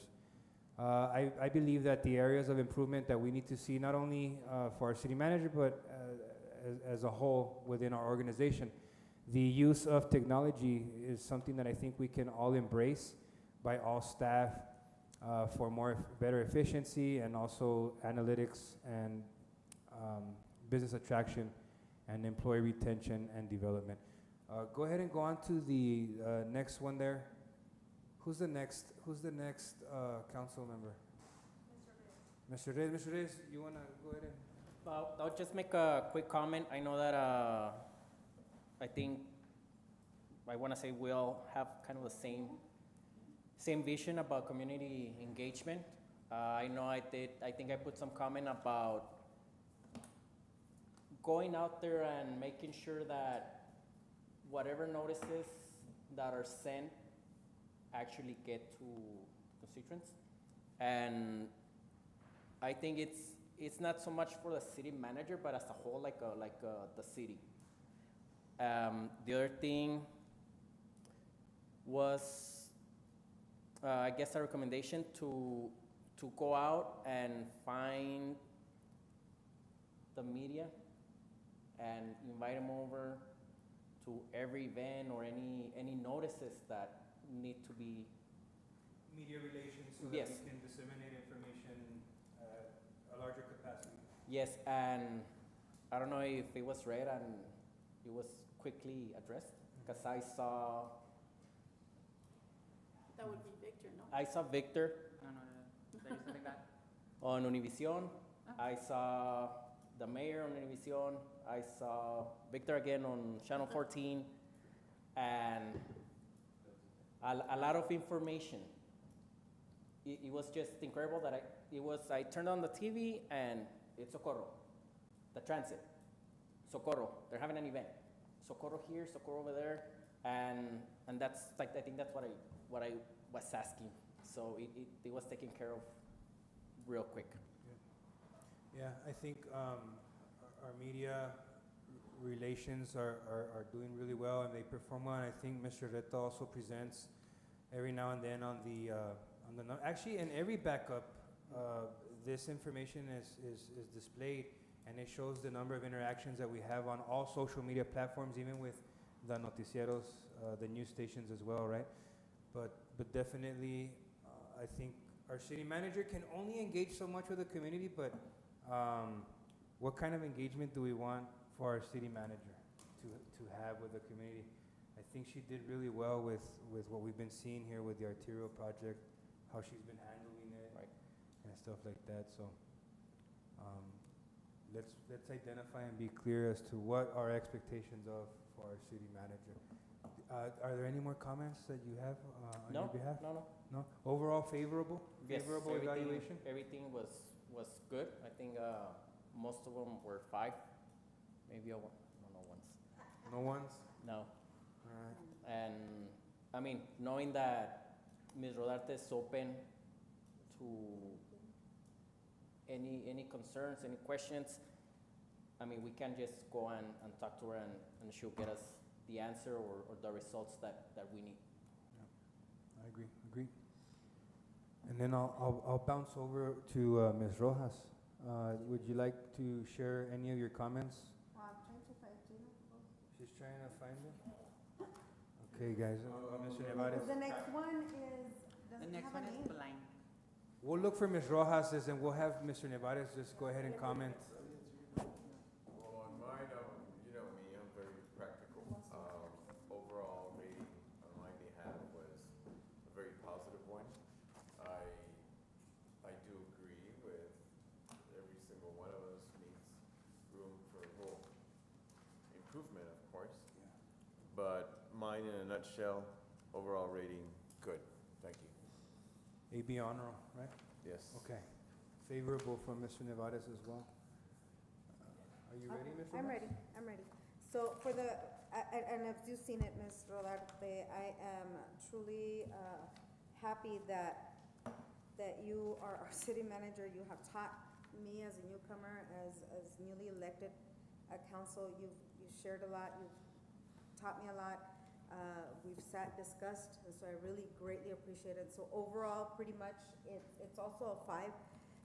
And I do mention on strategic planning and project management. That's the one that I think, and again, I think it comes back to all council as where we can come together and look at these strategic and long-term ranging planning. So it's not I know this is your evaluation, but these are pretty much the only ones where I had the 4s because I think it's where we can all grow, where you can grow, we can all grow in this area, which is in the strategic planning, so that we can move forward. Because I'm very happy as how we're moving forward, our community's moving forward, our city, but Long-term goals. long-term, Yeah. long-term. And so pretty much is what I won't read the and I wrote here, for example, ensuring project specifications are clearly defined and uniformly applied across departments. So, and with that, I remember thinking that one of the situations that we discussed, that we want to make sure that everybody is on the same page and we don't leave anybody, again, what we mentioned earlier even today, for future generations, that this stays the same. Does that make sense? That our planning is consistent and that There's continuity for the years ahead. Exactly, Yeah. exactly. So that's basically, other than that, everything is pretty much, and you read my comments, everything else is fine. Lend it to Ms. Cordero so she can read yours also. No, that's crazy. There's no They're cheating. all there. There's no cheating, guys. No copying. There was one that doesn't have a name though. So for the most part, Ms. Rodarte receives on your behalf a favorable evaluation. You would- Almost definitely. Yeah, okay. Everything else is a 5. Good stuff. Everything else is a 5, just that 4. Yeah, work on that form, Ms. Rodarte. I'm gonna get stars for next evaluation. Okay, on mine, all 5s. I could put 10s on there, then. On many of them. Transparency, good communication, and empathy. Ms. Rodarte is very knowledgeable. You're doing an excellent job. I've never had, anything that I call you for, you're always there to help me. So I really appreciate it. Mr. Garcia? Mine are all 5s. I think a lot of tests to her when other entities are asking about the city manager. That's the scariest part. But as the biggest thing that I actually put was when she took responsibility for Mr. Casiano when he passed away. I think that one of the biggest things that somebody could do, and it's never anybody else's fault. It's never anybody else's job to do it. She takes it upon herself, and I think above all, that is the one thing that we all have to see, that there is no the buck stops with her, and if something happens and we're not happy or we are happy, it ends and starts with her. That's the best thing I can say about her. They're all 5s. We're very fortunate to have Ms. Rodarte as our city manager, because the city would not be anywhere close to where we are right now without her, because she's been through the tribulations, she's been through the highs, she's been through the lows, and even personal. And for her to survive all that and say that I'm willing to stay here, it says a lot. It says a lot to get to where we are right now in harmony, I like to say. It takes, she's dedicated to the city, and that's the biggest thing that we all need to see, that she's taken bumps and hard bumps and personal bumps, because our city sometimes does come at us, as we saw earlier today, but she's taken them and rolled with them and fought, and that's why the city is where they are right now, because of her. Thank you. To what? I just said that, She took the risk of staying here after we got elected. So, Mr. Reyes, that's admirable. But it seems that, Ms. Rodarte, this council is pleased with your performance, and I think that as long as we're here as the elected officials for the city of Socorro, we're honored to have you to continue working here with us, alongside us. So, thank you. No, thank you. All I right. appreciate you. Well, unless anyone has any other comments to make on our city manager's evaluation, we've already deleted items 34, 35, and 36 because there's no discussion to follow. Could we have a motion and a second on this one? There was a motion and second. Do we have to, wait, hang on, let me look at this. we I gotta wanted get, to ask, we still Mayor, have 32, item 33. Are you gonna be doing the evaluation every 6 months? Yeah, I think that's what we all agreed to at the beginning of the year. So the next evaluation, we'll probably see it in January. We'll send out notice. The way I work it is I'll send notice to Ms. Navarro to go ahead and disseminate the forms for you all to fill out, and then we'll discuss it in probably the first meeting of our January, the month of January, for her performance period up until December. And keep in mind that if council wishes to just make it an annual thing, we can also do that. You guys can also make that happen too, if you feel it's excessive, but the next one will come in January. Yeah. You're okay. All right, so, So we have a, yeah, so there was a motion and second. All those in favor say aye. Aye. That motion carries. And I need a motion to adjourn. Motion to adjourn. Second. All those in favor say aye. Aye. This meeting adjourns at 9:58 p.m.